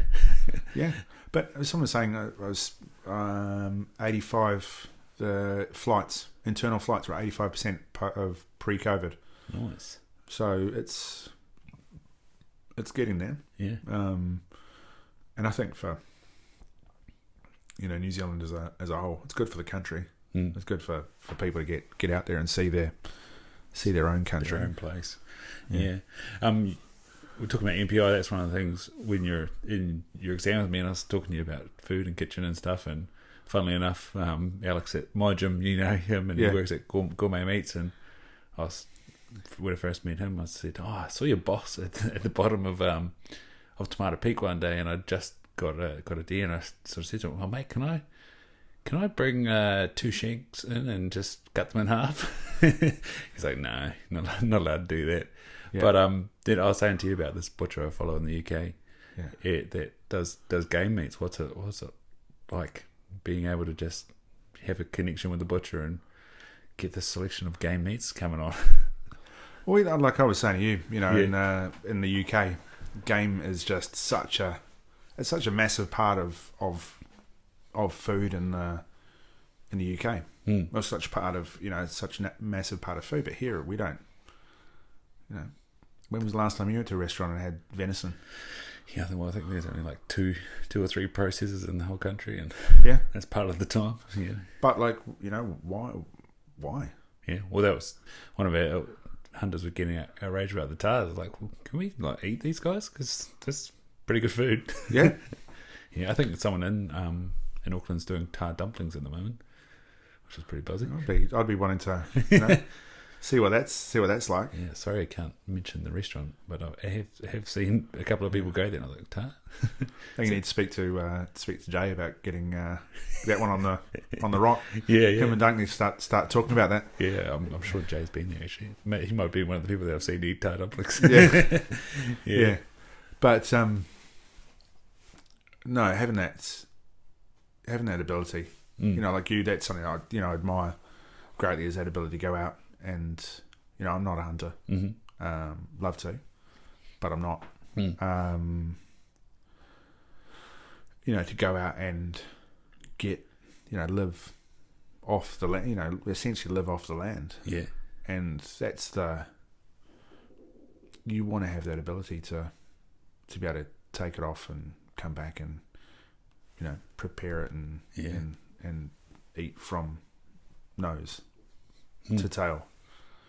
But yeah, you're not gonna go into any butcher and say, "Oh, I shot this yesterday, and can you just can you look after it for me?" Yeah. We had there was a guy in South Africa who was I think a place was called Bread and Wine. I think it was and he had this little place. It was out in Franschhoek, out in the wine country in Cape Town. And we were getting all this small goods from him, and they all tasted the same. Like they were, salmon tasted like salami, and it smelt. And so we went out to see him. Yeah. And so we get there, and he's got this pig. He's on a forklift with this couple of 100 kilo pig. Yeah. About to go and process this multiple 100 kilo pig. And we go into his curing room. Yeah. And I've never seen so much cured meat in my life. Yeah. It was just stuff everywhere. And it was, lamb ham, and then springbok salami and this and that. And there was no nitrates and nothing. It was cool. It was really, really cool to see. It was just like, where's all this coming from? Yeah. And it was, so-and-so shot this, and this has come off this, and, no control whatsoever. And so why did it taste all the same? Because it was all in the same space. Yeah. In the same space. And so, but it didn't taste, but it was like, okay, this smells the same, tastes the same. Yeah. But it was just from being in such close. There was no this is where the fish is, this is where the pork is, this is where the beef is. There was no control like that. So what was he doing small goods wise with fish? Drying and salting? So salt, cured salmon. Yeah. And it was wicked. It was cool stuff. It was really, really, really good. Just a big cowboy. But yeah. He couldn't be told. This guy could not be told anything. Yeah. And we were looking to buy stuff for the restaurant from him. It's just, we can't actually. Yeah. It's just how like you say, how good it would be to eat off the land or whatever. How as the chef, how important is it to have that connection with your suppliers? And is there that much of an opportunity in New Zealand to niche out with your suppliers? Yeah, I think so. Yeah, I think so. Cool. There is. If you're we were using up in Auckland, we were using Lee Fisheries. Okay. And it's fish I've it's come to Yellow Brick Road. Right. I'll probably butcher her name. Rachel Taulale, I think is that she was she was who we were dealing with from Yellow Brick Road Fisheries. And the fish was just unreal. It was the most beautiful looking. You see this fish and you're just like, oh my God, this stuff is, a whole fish on the bone, bright-eyed, beautiful, firm flesh, and seeing stuff like we got this. It sticks in my mind because it was the best fish I've had in ages. King Teriyaki. Right. And it was unreal. It was just the flavour and the to cook it was amazing.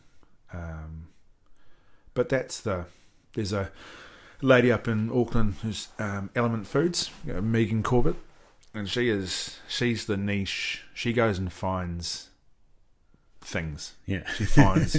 She finds cool shit. Yeah. And she's amazing. She is just local cool shit, or local cool shit. Yeah. Local. There's a truffle grower in the bay. Mint. I don't. It all gets. I forget the name of the company is, but local truffle growers. But even guys like the Waipawa Butchery. Yeah. Like Annabelle Smith and Duncan, her husband. They, that sort of stuff is cool. I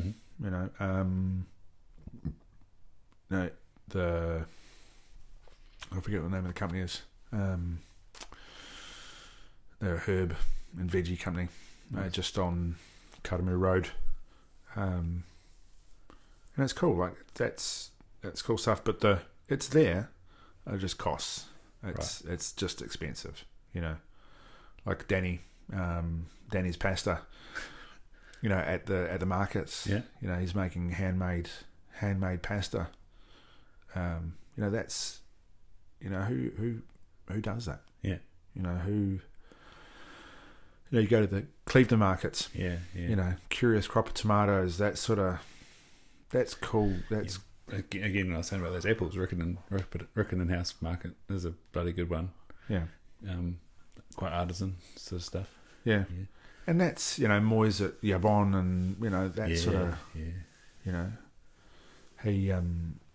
he's just a genius. He's a genius when it comes to bread. His stuff is wicked. It's just cool, really, really cool. Yeah, bread, miss bread. Oh, are you? I'm very Irish heritage, and quite useless with bread. What? Just eat it like? No, it gives me a terrible gutsache. It's not ideal. Oh, really? Oh no. Yeah. Oh no. I've I think I've tried 2 or 3 times to do the blood test for celiac disease and came up naught, but. Yeah, my gran just got diagnosed. I don't know whether it was by blood test or biopsy at like 84. So I was like, okay. So maybe there's something to this, avoiding gluten for me. Yeah. Yeah. So, but can you drink beer? Not really. Yeah, I do sometimes. Just like I sometimes eat bread, sometimes eat pasta. Right amount. Yeah. But you're an adult. You're an adult. Yeah. And that's something that's gone. A bit of a segue into that one. Yeah. That's something that's gone absolutely crazy. Yeah, the dietary needs of people. You would have had it at the school a bit. Yeah, heaps. But that's school of girls. How big was veganism and vegetarianism? Not as big as you would think. Veganism, not. Vegetarianism, yep. Yeah. But it's my wife's best friend. Yeah. She is vegan. Yeah. And she is. So her husband passed away 2017, bowel cancer. Yeah. And that was the Movember. That's that's why I did the run, row, ski thing. That's what it was. And at the moment, look it up. I think it's Move Your Bum it's a bowel cancer fundraising thing this month. Yeah. So going into that vegan thing, so Karen has decided that she is, well, not decided. So she's been vegan for a good couple of years. Yeah. Her daughter's vegan. I think her other child, her son, is vegan as well. But it's not. It's we eat together. Great. Fairly regularly, and it's nice. Yeah, it's good. It's and we try and eat vegetarian once a week. Yeah. And it's easier. It's easier now than it was. Because of availability of things. Yeah. It's not just. I think for so long it was just tofu. That was it. Stuff. Oh God. Yeah, you and me both. But there's so much more to vegetarianism or veganism than tofu. Yeah, tofu and lentils, and I mean my wife's parents are vegetarian, and before she met me, my wife was yeah. Not outcast, but definitely not in the Brian Bultong. Yeah. That everybody is just so. That is, so that hey, when you go for a bride at South African's house, you go at 5:00 in the afternoon and you eat at 11. Yeah. Because you stand around, having beers the whole time. Yeah, pretty much. The picture of that fellow that's in the stands for the Bulls in Pretoria with his bloody beer sitting on his gut, and he's got like the bullhorn hat on. A massive stomach with bulls written on it. Yeah, comes to mind. That's quintessential Afrikaan. Yeah. My wife's she's a what they call a Boeremeisje. Yeah, she's Afrikaans. Her mum's Afrikaans and her father's English. But yeah, that's very much the going back to South Africa. That was her. for her parents and her growing up as a child being vegetarian, and then her going to university and not being able to eat anything really, as in like in accommodations and things, in the Hall's residence, and so her mum, cooking for her so that she had stuff to eat. So she had to eat meat because she wasn't getting the what she needed, nutrition to.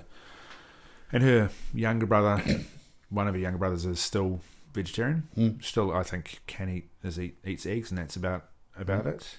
But then her youngest brother lives in the States, and he's not vegetarian anymore. But not very common in South Africa.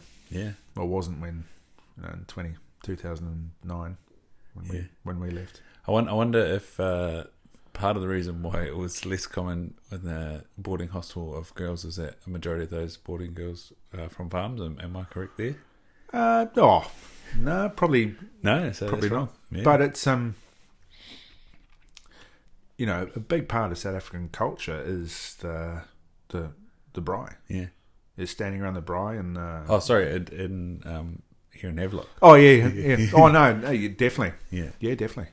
I'd say there's a big, massive farming part of it. Yeah, but yeah, they are. It's Look, I've very, very special place in my heart for the school. Yeah, that's for awesome. And for all those girls. Yeah, it's it's the hardest goodbye I've ever had to make. Wow. There's from anywhere I've left, it's just how many girls are there? 350, I think, to cook for. Yeah. Wow. So about 300, 180 for breakfast, 350 for morning tea, 300 for lunch, 300 for afternoon tea, 180 for dinner. Wow, yeah. 5 days a week, and then on the weekend when girls go home, it's different. But there's when you have a preconceived idea of what people are going to be like. I thought these girls were going to be, oh my god, was it Clueless? Too cool for school, and so everything's fabulous, and that sort of thing. But in actual fact, they're really good. They're cool. Yeah, they're a cool bunch of young ladies. Yeah, who are super smart. Yeah, and I've got a boy. Yeah, who's 16, and my marker of what girls were like is my niece, or was my niece, and they just I love being wrong in that sort of thing, because they just cool. Yeah, it's awesome. Really, really cool, and some super successful girls coming out of that school, that's for sure. And cool, and teachers that my sister-in-law's a teacher, but she teaches at a primary school. But there's teachers up there, they give, pay the teachers more. The government needs to pay the teachers more. But like chefs, the old pay the worth. yeah, exactly. Exactly. If your kids are going to schools and they'll see teachers more than they see you, pay them what they're worth. Yeah, the old outsourced parenting is the thing. That was one of the outcomes of COVID. Mark Eagle, Tim's dad, said to me, he was at a dinner party and a friend said to him, we've come to not us, but many of our friends have come to the realization that our children are not nice people. And Mark was kind of going, oh, okay, yeah. So what have you, what's the outcome of that? And it was just no outcome of that. It was just like, get them back to school. We don't want to deal with them. It was like, oh, that's a bit, learning opportunity there. Yeah. Well, look, it was, COVID for me was like, I did more baking than I've ever done in my entire life. I had sourdough on the go, and made stuff, but also it was time spent with Thomas, and that realization that he's actually a bit of a dick. Yeah. But He's actually good. He is a good kid. Yeah. I think if you look back at anyone that's 16, you go, "Geez, I was a dick." Yeah, That's what we were talking about that last night with Justy. Like, would you go back to high school? And I was like, I don't know if you could solve some of those dumb decisions. I think that's all part of growing up. Just make dumb decision after dumb decision. Yeah, like schooling wise, sporting wise, so that's fine. But God, being a human, making informed choices, not so much. No. No, but it's I think if you didn't come out of COVID, and that's the other thing, like with the school as well. Yeah. So I was, my approach to how I addressed Thomas was through what some of the teachers at school. I'd actually phoned the deputy principal and said, "Hey, can you give me some pointers here?" And she went, "Yep, sweet. This is what we're doing, and this is," and then so I attached that to how we managed his day, and it worked. Yeah. He passed level 1, and right. Did something right. But we got out, and he was still alive. I'm still alive. We didn't come out with massive addiction problems, and not alcoholics at all. Yeah. But my wife had to work. She worked the whole way through. Yeah. But I just, people that go, they get no learnings from it. So, hold on. Yeah, there's two people here. Yeah. Oh yeah. Yeah.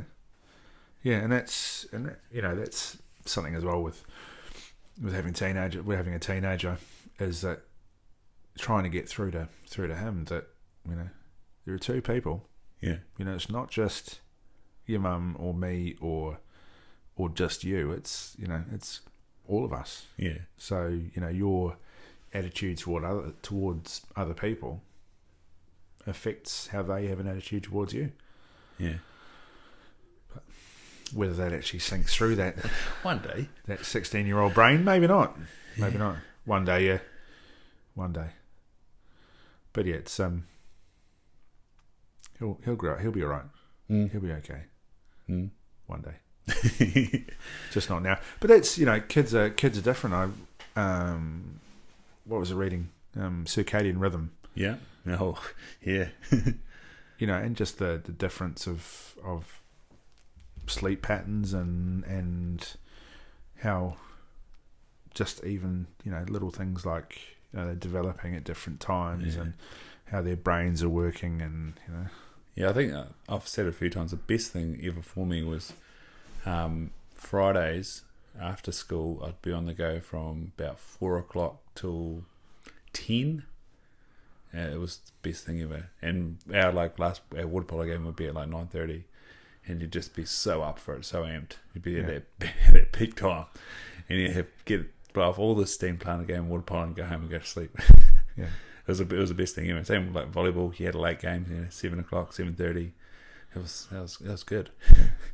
But but it's as a chef, you come into it, and your time, the times that you are busy. Yeah. 12 o'clock you are on. That's when you need the steam to blow off. 12 till 2 you're on.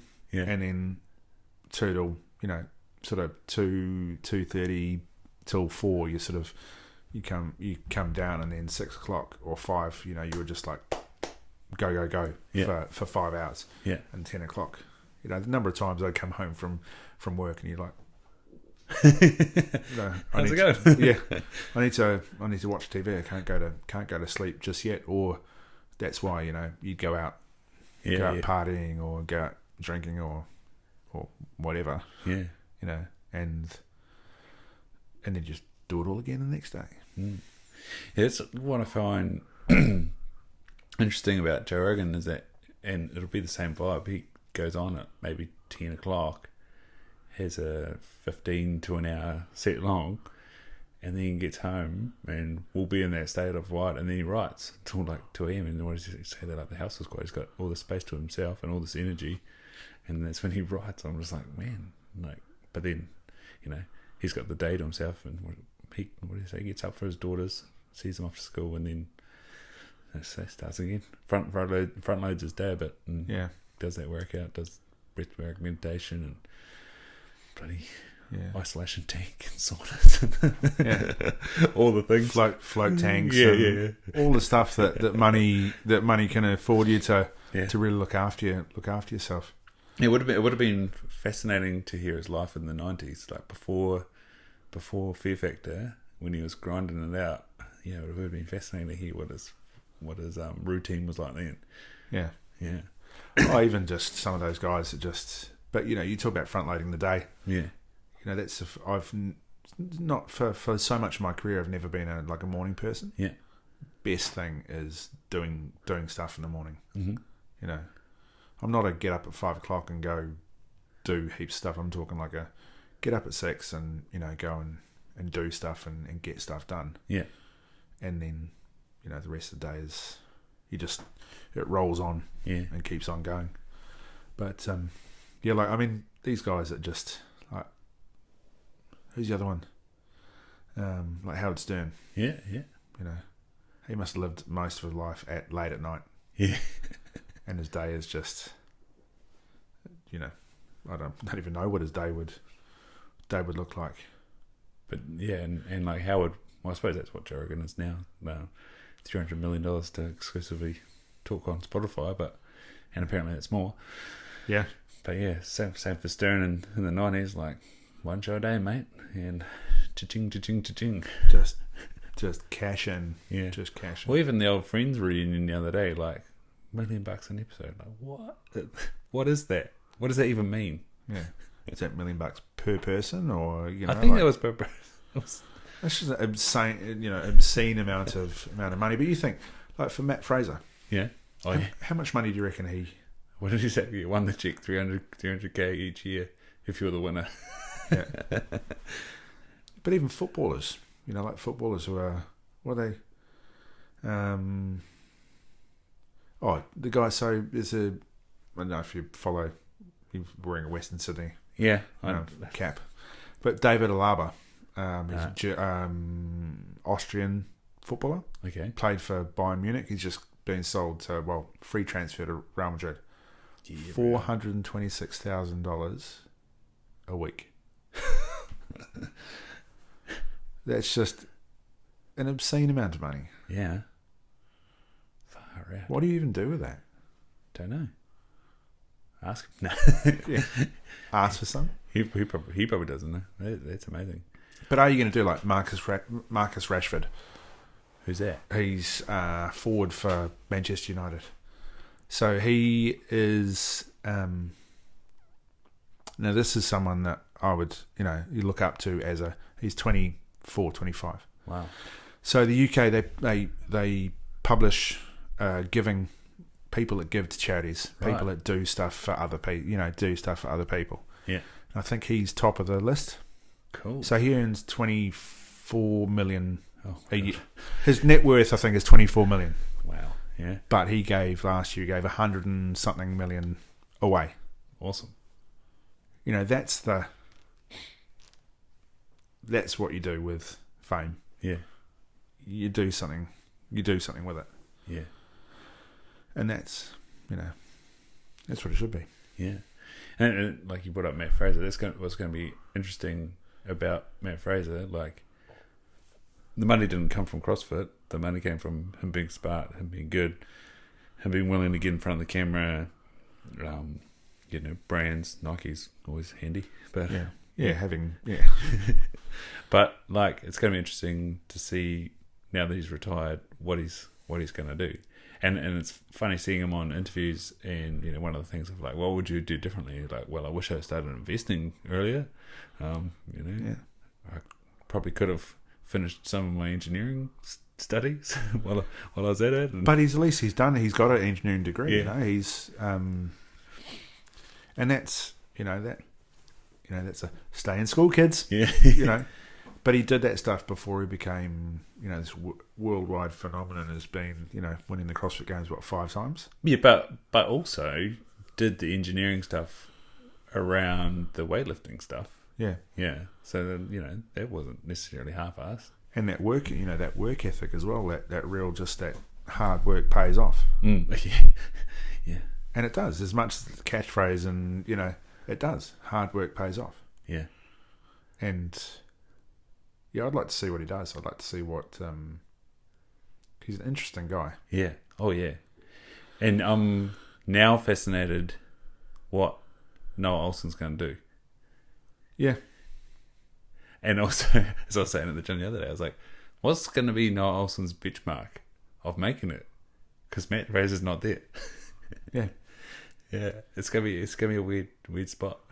Yeah, I think the focus has shifted to the women. Yeah. And that's... Is she still competing? Yeah. I think she won the Mid-Atlantic CrossFit Champs on the weekend. Yeah. But that's... I've got a tip for you, someone to watch on, or to look at on Instagram. There's a page called CF Kate. CF Kate. Right. So the lady's name is Kate Gordon. Right. She is a Kiwi. Yeah. She lives in Melbourne, I think. Uh-huh. CrossFitter, she's level 3 coach, I think. Nice. Just been at the Torium Pro in a team. Absolute beast. Yeah. She was part of CrossFit Frankston with Rob Forte and haven't been following. Yeah. Whole lot of beasts. Yeah. Whole lot of beasts. But and there's something at CrossFit that kept me in CrossFit. Go back to CrossFit. Is the difference in image of what women should be, or the positive body image about CrossFit. That it's not about being tall and blah blah. It's about being strong. We call it Camille LeBlanc Bazinet. With her power pouch, she's got a little belly. Yeah. But she calls it a power pouch. She won the CrossFit Games. Yeah. She can do whatever the hell she wants. But what I'm saying about this CF Kate is she's using her platform as a level 1 CrossFit coach, and to talk about body image and whole big raft of topics.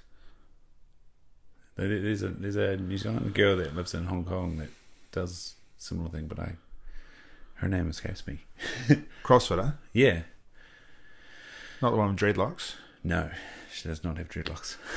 Because no, she's South African. Yeah. But that sort of the. But yeah, you're right. That's the same vibe and messaging around women's image from CrossFit is quite impressive. Yeah. Yeah. And that's what. It's cool, Tia Claire Toomey, she's... I don't know how tall she is. 5 foot something. Fucking lift weight, that's for sure. Jesus. Yeah.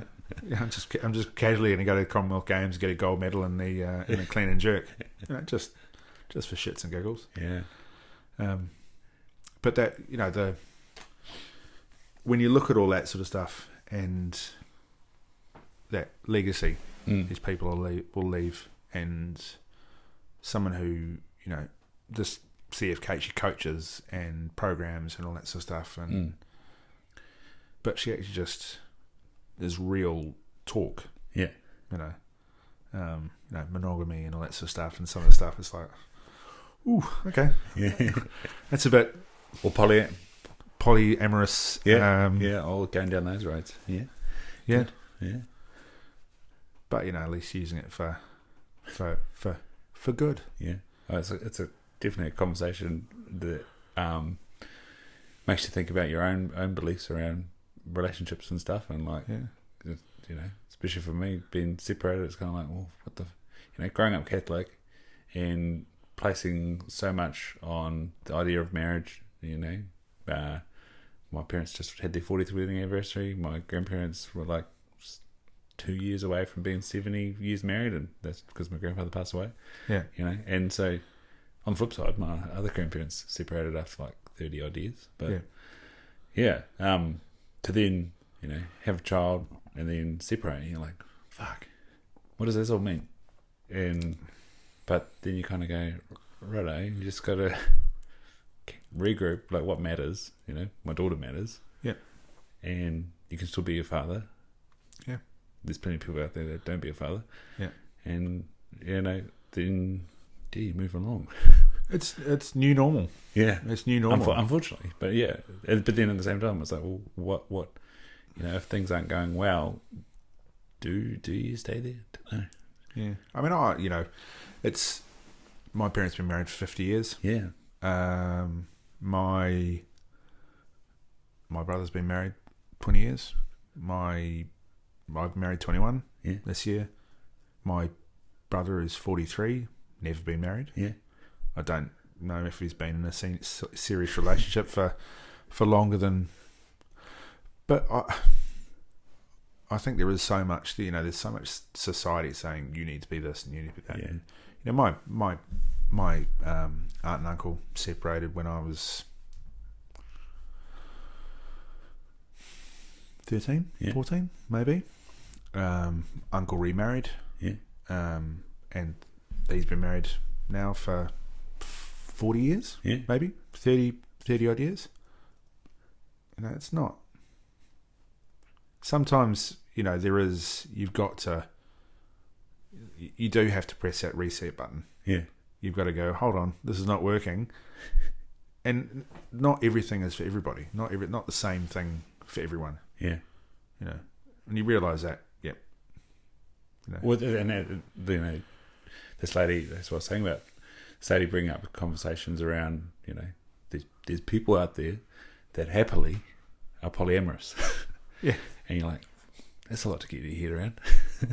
Yeah. But then you can shut it down and go, oh no, that's ridiculous. What does that person talk about? What do they know? Or you can go, yeah, I suppose so. Like, what aspect of that am I scared of? What aspect of that is, in my thinking, is that what I want? It's clearly not what I want. So then you go, cool. Yeah. Well, now I know what I want. Yeah. I don't want that, but I want this. Yeah. Yeah.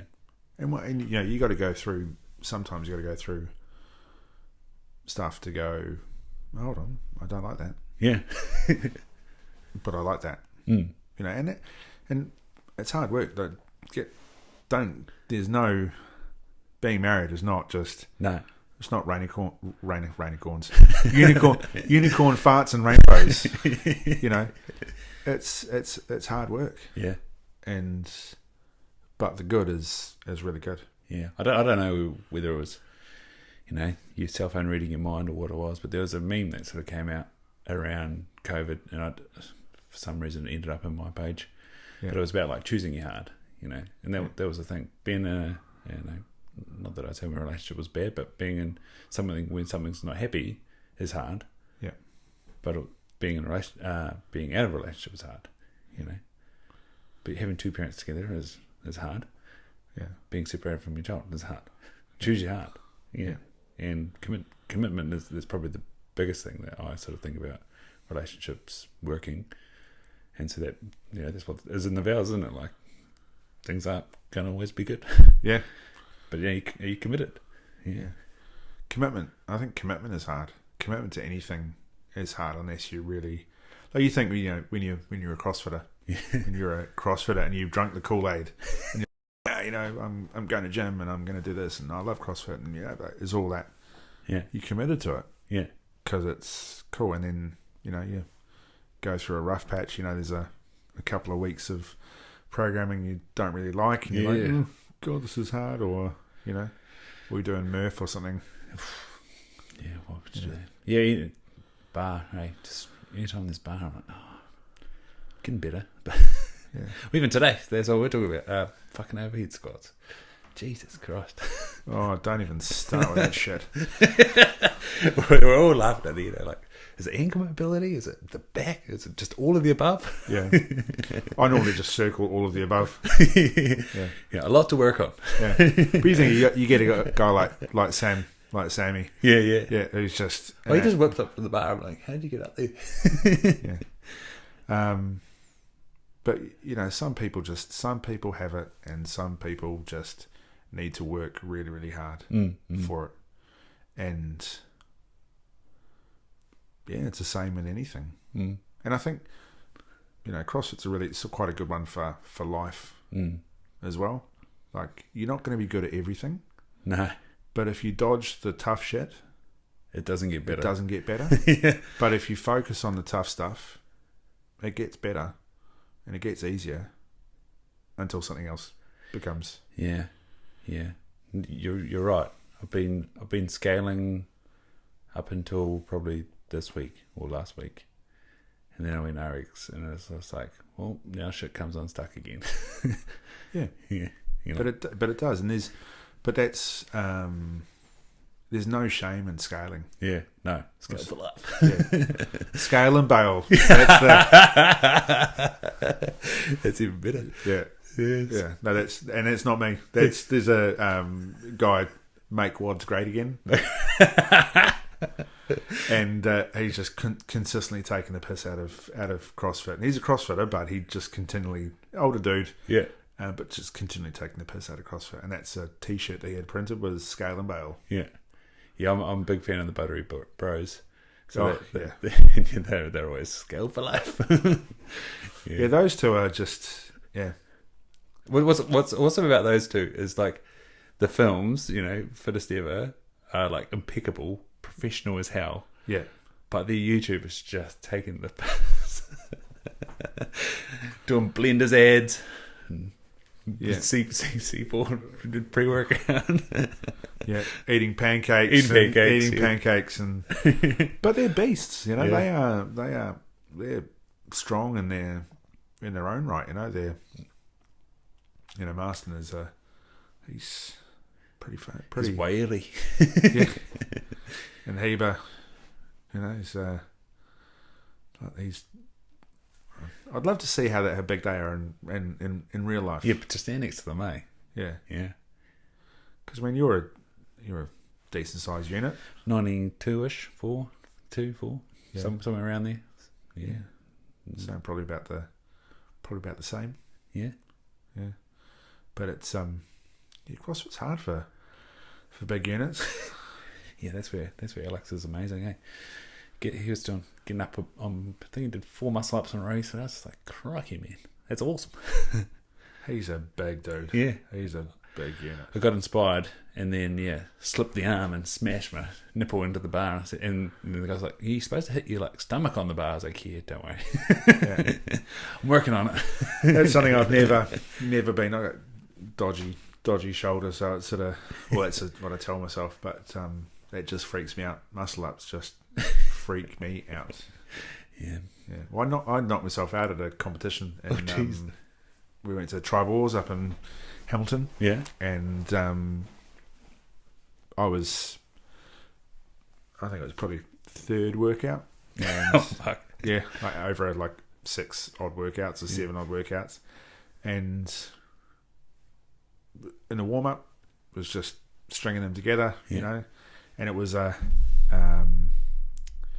snatch. So it was a 15, 9, 6, 3 workout, so 15 and then pull-ups and going through it. And I think I got 6s, and I just was going through it and just literally was doing off the bar, slipped off the bar, fell backwards, missed the box by about that much, and literally just whiplash head onto the mat, and I was out to it. And Nikki, one of the owners of the armory, she's a fire person, absolute legend. I will just put that out there. I've heard of Nikki. Yeah. And I got up onto my hands and knees. Yeah. And she said she looked at me and saw my eyes. My eyes were just over the other way. Were just facing just completely wrong way. And then I just went, no, this is not working. Yeah. Back of an ambulance, and that was my competition was over, and I've never been able to live it down. DNF, knocked out. Yeah. But for the whole way back from Hamilton, I've got in a car with G and Nikki, and G every 10 minutes. Don't go to sleep. Don't go to sleep. Don't go to sleep. So I'm not. I'm okay. And drink some water. Don't go to sleep. Have some fish oil. Yeah. But bar work. Yeah, not my favourite thing. Not your favourite thing. Yeah. Yeah. But give me a rower, skier. Yeah. Get some torque going. Yeah. use these big arms for something. Mean. Yeah. So apart from Iron Man, what are you excited for, man? Like new role? Yeah, like new role. Just I saw Paletti. I don't know if you know. He used to have Someone's Touch Barbershop on Heretoga Street. Okay, yeah. And he's a counsellor in Flaxmere. Right. And we became friends. I was getting a haircut at a place, barbers up in Auckland, and they said, look, when you go down to the Bay, see Paletti. And cool. and so the whole time I've known Paletti, we've been talking about doing things like making a change, like being one of those guys that really, you want to leave a legacy, leave a mark. Yeah. So one of those things is what I'm excited for. Not just, my new role is wicked. I'm really looking forward to doing different things,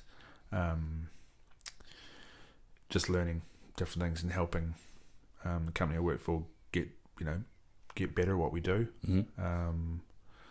Iron Man, yep, definitely. Like I'm amped for Iron Man.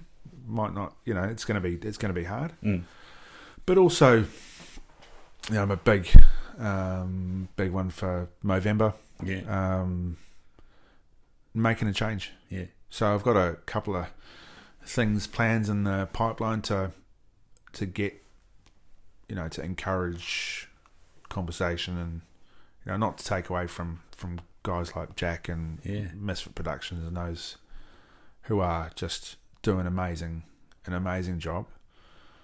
Well, but just, doing what they're doing, that spark, that chat and all that sort of stuff but to play my part, if you know what I mean. To these sorts of things, like, meeting people like you and having having a chat and, but that's, encourage, be grateful for, I'm grateful for life. Yeah. I'm grateful for the people that I share my life with, and I'm grateful for, I don't believe that you should have to justify why saying thank you to someone or being a good dude. Yeah. But that's what I'm excited for change and being part of change. Yeah. And I want to get the stuff done that I want to do. Yeah.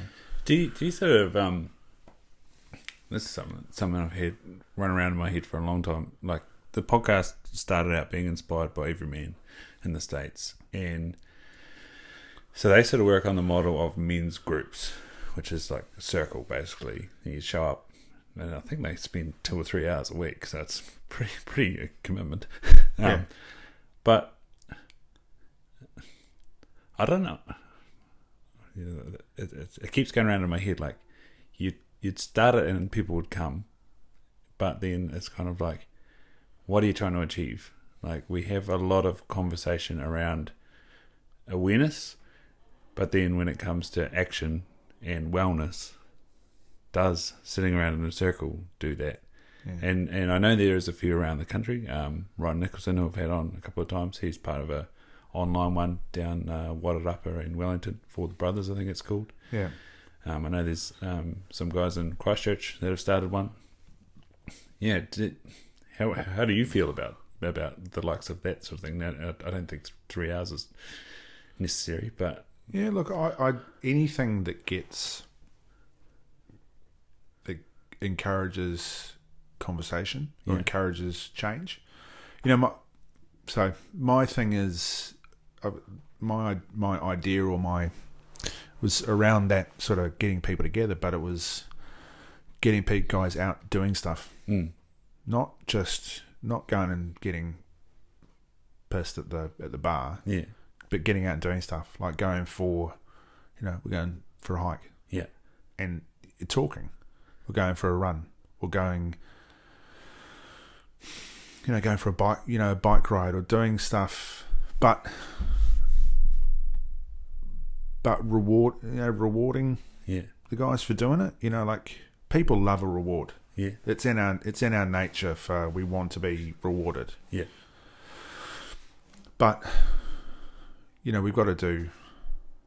I think there's space for anything. I think I'd be keen to even if it's like a guy's breakfast or a lunch or something, because guys, we enjoy eating. Yeah. But leave the alcohol alone. Yeah. But just talk. Yeah. Eat, talk, chat, and that's what not to like. I think Rotaries and business networks and Lions and whatever else you want to, has a label on it, Toastmasters, whatever it is. I think that it serves well as a place for people to meet up and be part of a community, have a belonging. Yeah. But I think it's, from my perspective, it's too caught up in the like reason for there. So like Rotary, it's we're all there doing good fundraising and whatever.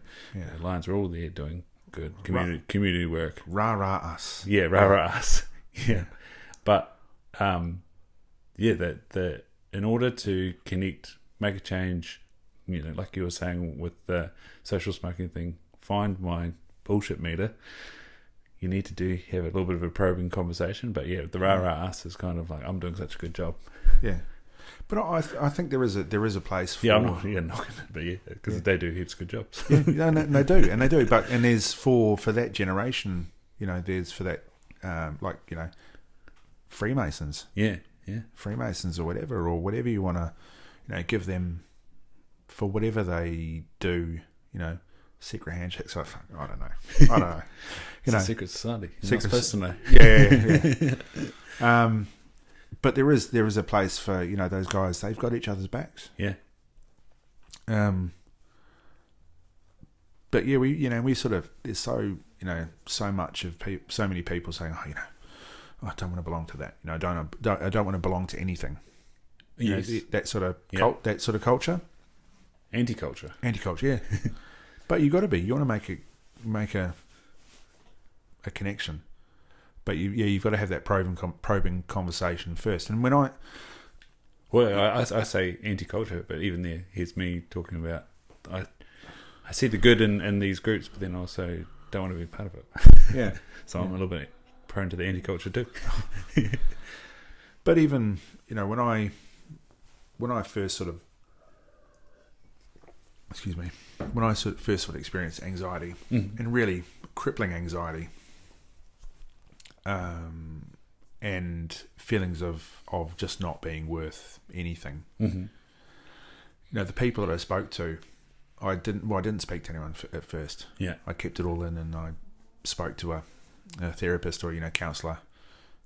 I spoke to my wife, and that was about it. Yeah, but then when I opened up and spoke to my mates, two of my mates were like, I suffer from the same thing. And the conversations weren't of harden up, bro. Yeah. It was, hey, I'm there for you if you need anything. And my mate Wyman, he was like phoning me up like every second day. How's it going? You're right. You're cool. What's that's what friends are. Yeah. That's what your mates are. Yeah. And there's so many people out there who are willing to listen and to help and to do stuff. Yeah. I think sometimes you just got to ask. Yeah. I think a personality trait that was beginning to get wider recognised, and I think Kelly, that was with, I can't remember his last name, but anyway, sports psychologist, was with Rich McCaw and the All Blacks, and then also Gilbert and Aker and stuff. They've started to acknowledge vulnerability. Yeah. And you're seeing Adi Severe as well bring up that conversation quite a lot. Yeah. That courage to be vulnerable reciprocates vulnerability and creates good connection and good understanding. Yeah. And like I say, that's what true friends are. Yeah. And sometimes you do find your true friends. Yeah. And that hurts. But it also is really awesome, the true friends. Yeah. Yeah. Yeah. Like it's I know what fitness and being active does for me. and it's not for everybody. No.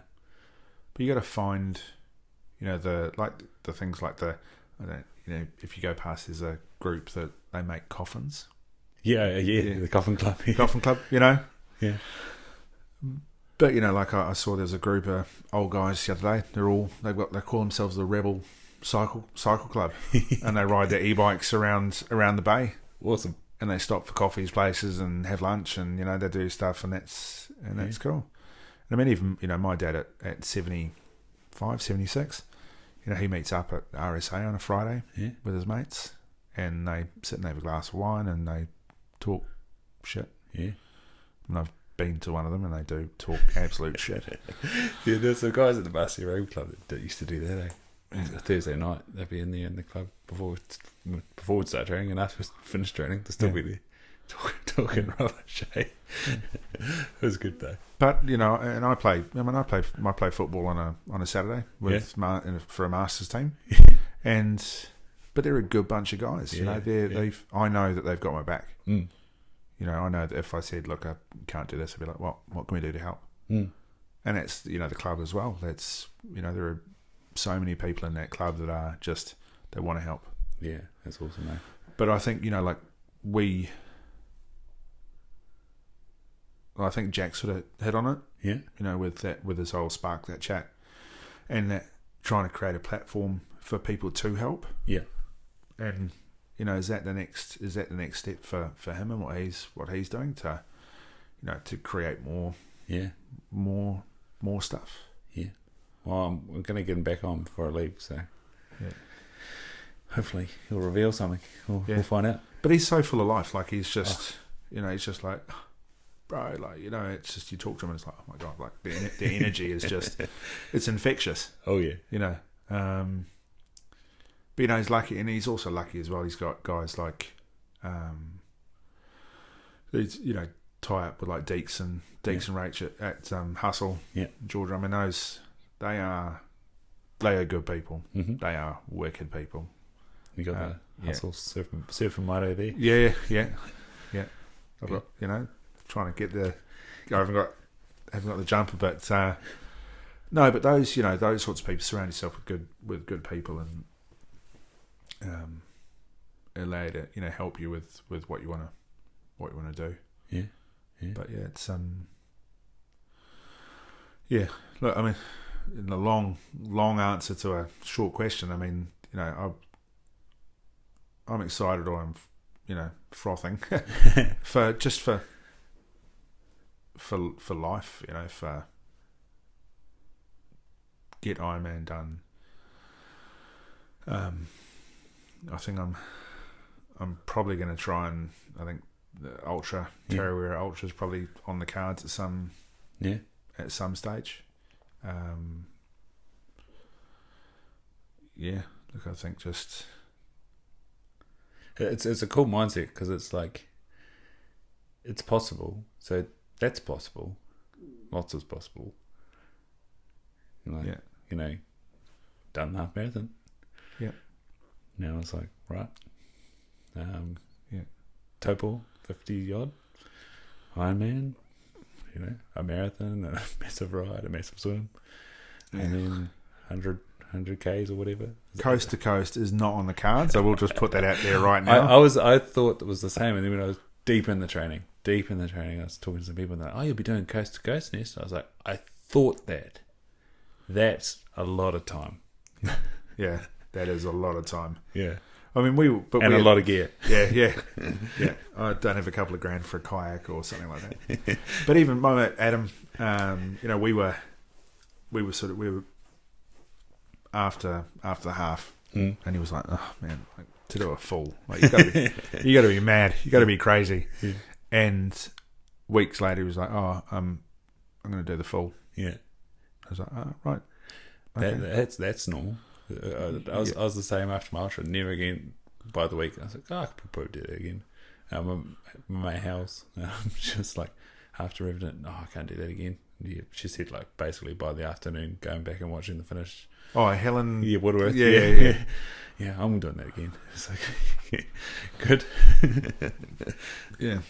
No, it's but you do get that buzz. You get a buzz from just the energy and, you know, the seeing people that and this thing with Ironman, you know, Tim probably would have said it as well, you know. Yeah, well, we were saying, you know, you felt like a little bit of a weirdo, but then you're at the start line and there was 1,000 other weirdos, and you're like, oh man, it's not that weirdo. I'm not that unique, really. Yeah, I thought I was special. There's 1,000 other people here. Yeah. And there are, you know, there's 2,002. I don't know. I mean, Hawaiian Ironman's like 2,000 people. Yeah.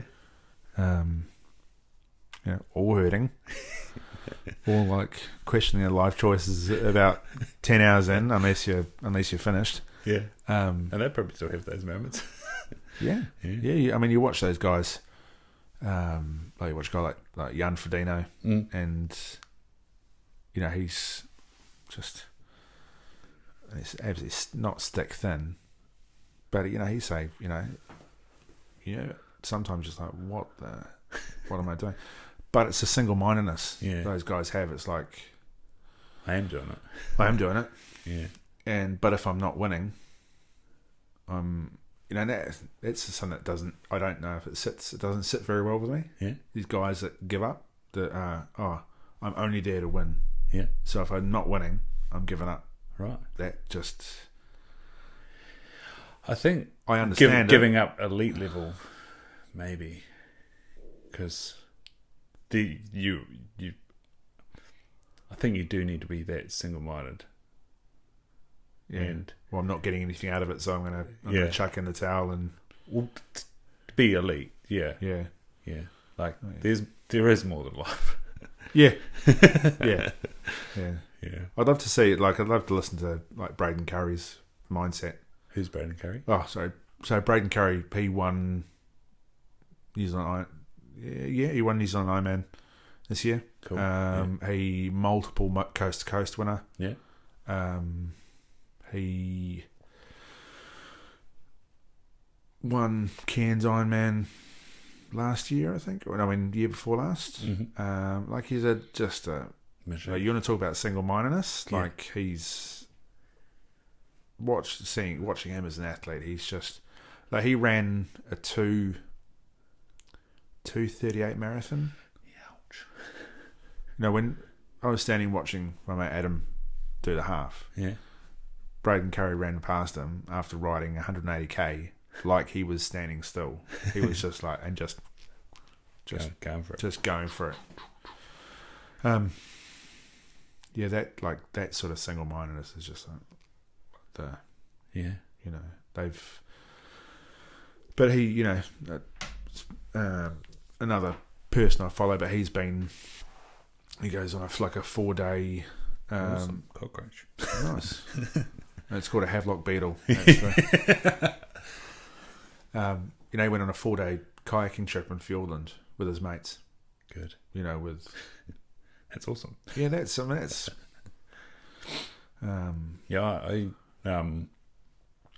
pay to enter the Wapiti ballot, which is 10 days climbing mountains and trying to find a magnificent Wapiti bull. Yeah. And didn't get one. No, a ballot. Yeah. But it's kind of like get a ballot and it's like, right, 10 days of God knows what. Yeah. I'll tell you what I want to do is I remember seeing it years and years ago. It was Matt Watson in one of the fishing shows. Yeah. And they were in Fiordland. Yeah. And he was showing the paua and the crayfish and seeing the difference between the water, like this oily sort of thick top. Yeah. And then, you know, like a foot or a metre down was this beautiful water. And that was why, you know, he wouldn't say where it was. Yeah. But these pauas that were... Yeah, there's a boat down there called Pure Salt. That'd be a good thing to look up. And so they also look after some of the islands in Doubtful Sound. I think they look after one island at the moment, and they've got plans to look after a couple more islands. Because I think it's Sanctuary Island or Secretary Island or something like that within Doubtful Sound, and then it's surrounded by another set of islands, and then there's the mainland. And so the main island where all these, so it's like a reservoir for a bunch of the endangered birds, is pest free, and the surrounding islands are pretty pest free, but rats and stoats and things can swim over to them. Yeah. And so part of going on this pure salt boat is that you are partly funding the conservation effort, and I think you volunteer half a day, and most people end up doing 1 or even 2 days.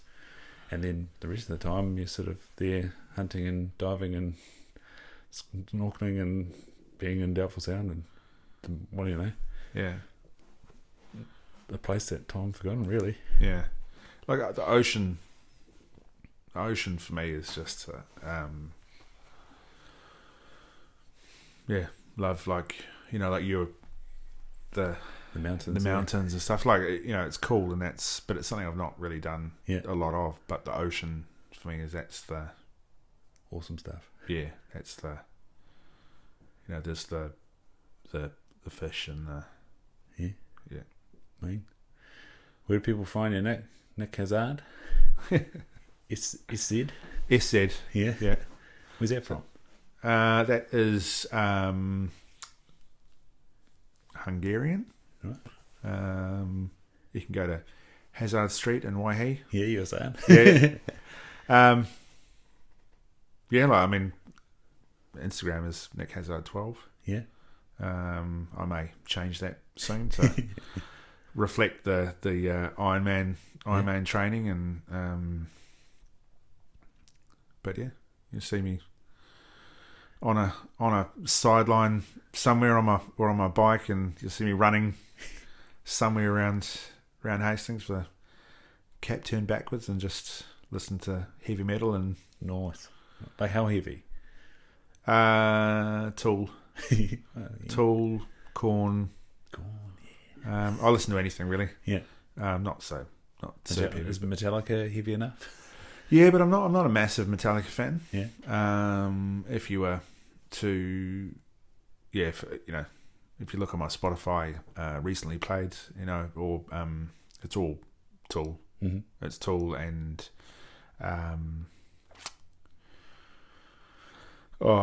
actually the new, trying to think of the band. It's actually a Kiwi band. Love it. The Czechs. Mm. Listen to a lot of the Czechs, which is the base of racing. Mm-hmm. We used to be, all those guys used to be in racing. I'll just find bring it up. The band. The track is Burn. Just trying to work out what it is. Yeah, first thing comes up is Tool on my phone. What is it? Cherry Blind is the band or the song? The band. The band. And the song is Burn. Good sort of punk track. But at the moment I've sort of been listening to a lot of older stuff, Screaming Trees, but my musical tastes are literally, I'll hear something and go, ooh, I like that, and then go down that rabbit hole. Good. And then come out the other side and go, oh, okay. But my older brother, is a winemaker. He is a music, he loves music, and he's the reason why I love music. Yeah, he was, listen to this, you know, Sonic Youth and Chili Peppers growing up, and Dead Kennedys, that sort of thing. Don't so much listen to it now. Yeah, but it's good to have someone supply with music. Me and my mates, we share it around on our group chat. Yeah, actually, we got one today to listen to. Yeah, it's good to have a supply of music, and Spotify take you down a rabbit hole. Oh, absolutely. You know, lots of. I was watching a program, Lie to Me. Lie to Me. Yeah, Yeah, Tim Roth. And there was a song on there, and it was a Kingdom of Rain. The song, very bit dark. Right. Yeah. But the guy Mark Lanigan is the singer, and he was the lead singer of Screaming Trees. Okay. But then he also sang on Queens of the Stone Age, Lullabies to Paralyze. Yeah. And so that went, that rabbit hole just went down and across, and then it came into Stone Roses, and then other stuff, and And music's awesome. Yeah, it is, and also the listen. I mean, I listen to the rock in the car, and so that's pretty standard sort of whatever they're playing and whatever's on the. But also my son will come up to me. Oh, what do you think of this? Have a look at what do you listen to? What is that? Yeah, I have seen some stuff that you've put in this like, oh, what's he listening to? what is that? Yeah. But yeah, love music. Yeah. It's I don't think those long rides. The long rides will be. I'm trying to get an indoor trainer at the moment. One of those with direct drive with a screen, and so we'll see how that goes. But that'll be music and maybe a couple of documentaries and watch something on. What is it? John Wick fight things. Yeah, or what Seaspiracy or whatever. Yeah, that's the next one. Yeah, like true crime stuff, or or go through all the CrossFit stuff. Yeah, that'll get you motivated. Well, that's a different vibe, isn't it? But still. Yeah, no, well, I think it's all that stuff like Rich Froning and those guys, watching them go. But yeah. So you're gonna need to call on this a lot over the next year. What keeps you in flow and what keeps things working? Yeah. But that's being true to myself. Yeah. And true to what the lucky I'm surrounded by. Like my mate Adam, he'll keep me honest. Yeah. Amelia will keep me honest. She's great for. I've got the training plan. I just need to sort of blow it up and go right. Get it there, and so it's like today is today's a 5-hour ride. See you later. But that's what Adam was talking to one of his mates, and he's saying it's not about distance. Yeah, it's about time. It's about time on your feet or time on the bike, and there's a lot of swimming in my future. A lot. Blackline fever is real, so true to yourself and Adam. Yeah, I'm trying to. I've seen these the headphones for swimming. They've got there's a bone conductor. Yeah. So I'm thinking about because you can there's waterproof one you can. Yeah. That'd be good to. Yeah, Dr. What's her name? Hannah Wells. Yeah. Yeah. She had a post the other day. My earplugs ran out. I think she actually got to the point they weren't in charge. Yeah, she swims with this these goggles form swim. Yeah. Yeah, that's I think her PhD's in like physiology or something. Yeah, I think she's a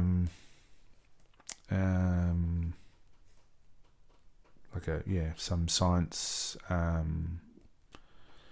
But yeah, she's a machine. Yeah, she's just it's cool. Yeah, I love seeing machines. That's amazing. And Teresa Adams as well. Teresa who? Teresa Adams. She won New Zealand Ironman last year.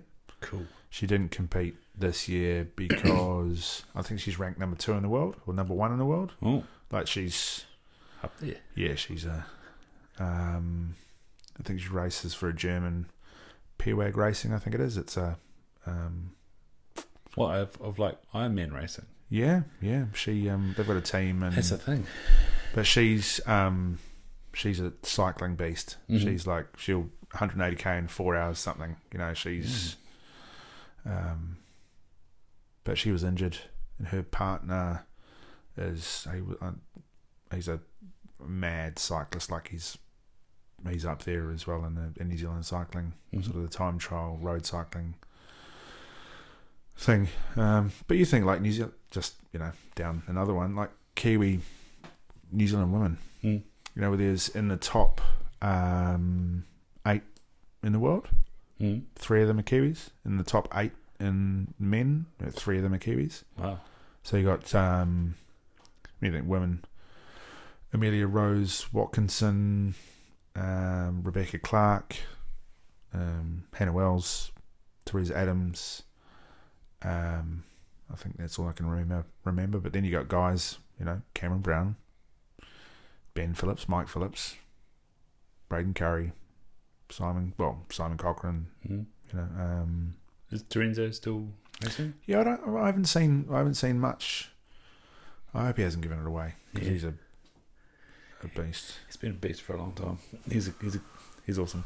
Yeah, I like his Instagram is very quiet. And I'd love to see him, to get on the start line again. It must be hard. I mean, as a professional athlete, not having no races to go to and just train, it'll probably just wreck you unless you're Cameron Brown and then you go for, you ride from Whangamata to Taupo for shits and giggles. Do it. Do it. I'm not going to. Yeah. I can tell you right now. That's not my future. You're not doing a Christmas Eve 300k ride? No. Maybe just a casual 50k run or something. Yeah, it's good. It's good. Yeah. Well, that's because that's who Simon runs with, Carl Reed. Oh, right. Yeah. Some of his. Yeah, like I'm from what I've seen with Simon, I want to go and run the Waikato River Trails. Yeah. Yeah, I'd like to do. Go do the Hakramata Traverse. He kind of did that the other day. He went up the main steps towards Raglan, down that track. So that's pretty much an up and down, and then around back to the start again. And that was 13 k's. But the Hakramata Traverse is going from the Huntley side up all the way along past the main steps down to this other road and then back again, and it's full of mahoe, and so you'll get really sore abductors doing that because you're on this wobbly track the whole time, hopping over roots. It's I did that on Boxing Day. It was nice. Yeah, I had aspirations of going hunting after that, and I got to the bottom, rang my mate who was in Ngāti. I was like, "Are you at home, man? I'm coming to stay the night." Yeah. You know what I do want to see? I want to go and see that hut, the A-frame. Yeah, in the middle of. It's cool. Yeah, that's it's only that'd be, so what is it? It's only like 4Ks. Yeah, so there'd be an 8K return, reasonably hilly, a couple of 100 meters of hill. Yeah, yeah, a couple of hours. Yeah, walking's easy. Hour each way. Yeah, yeah. But yeah, running. Yes, I guess you could run there and back in an hour, easy, relaxed. You'd hope so. Yeah, not like the machine. When we come down the Tararoas, Cone Hut is over a reasonably big hill, and this dude, we were probably halfway down towards the finish, and he was running up, and then he met us back at the car park, and we're like, "Where'd you go to?" He's like, "Oh, to the hut and back." We were just like, "Holy shit!" This is after we'd had the discussion that ultra runners don't run up hills, and I was like, "Oh, I think some of them do." And then this dude came up and confirmed that these dudes that freaking run up hills. Yeah. That's what I was supposed to be doing this year, was running the Triple Peaks. Yeah. And I said, no, not going to work. Cool, not going to work. But that's. Well, mate, Nick he's run the full triple, all 3 peaks. Shit, you guys must be a fun party. Nick, hey. Hey, what's up, Nick? Yeah, my mate Adam said, "Oh, do you want to should I change my name to Nick just so I'm part of the part of the crew?" Because that's one of the 6 degrees of separation. My wife's mate, bestie, her husband, who passed away. Yeah. So his brother is Nick, and he's given me the training plan for the Ironman. He's done it He's done it six times. Trust in Nick. He's what, 55, I think, and he went sub 12 hours. Sub, I think the year before he went sub 11. It's all possible. Yeah. Sweet, Nick. We should go to sleep. Yeah. Awesome. Cheers. Done. Oh, out of the void.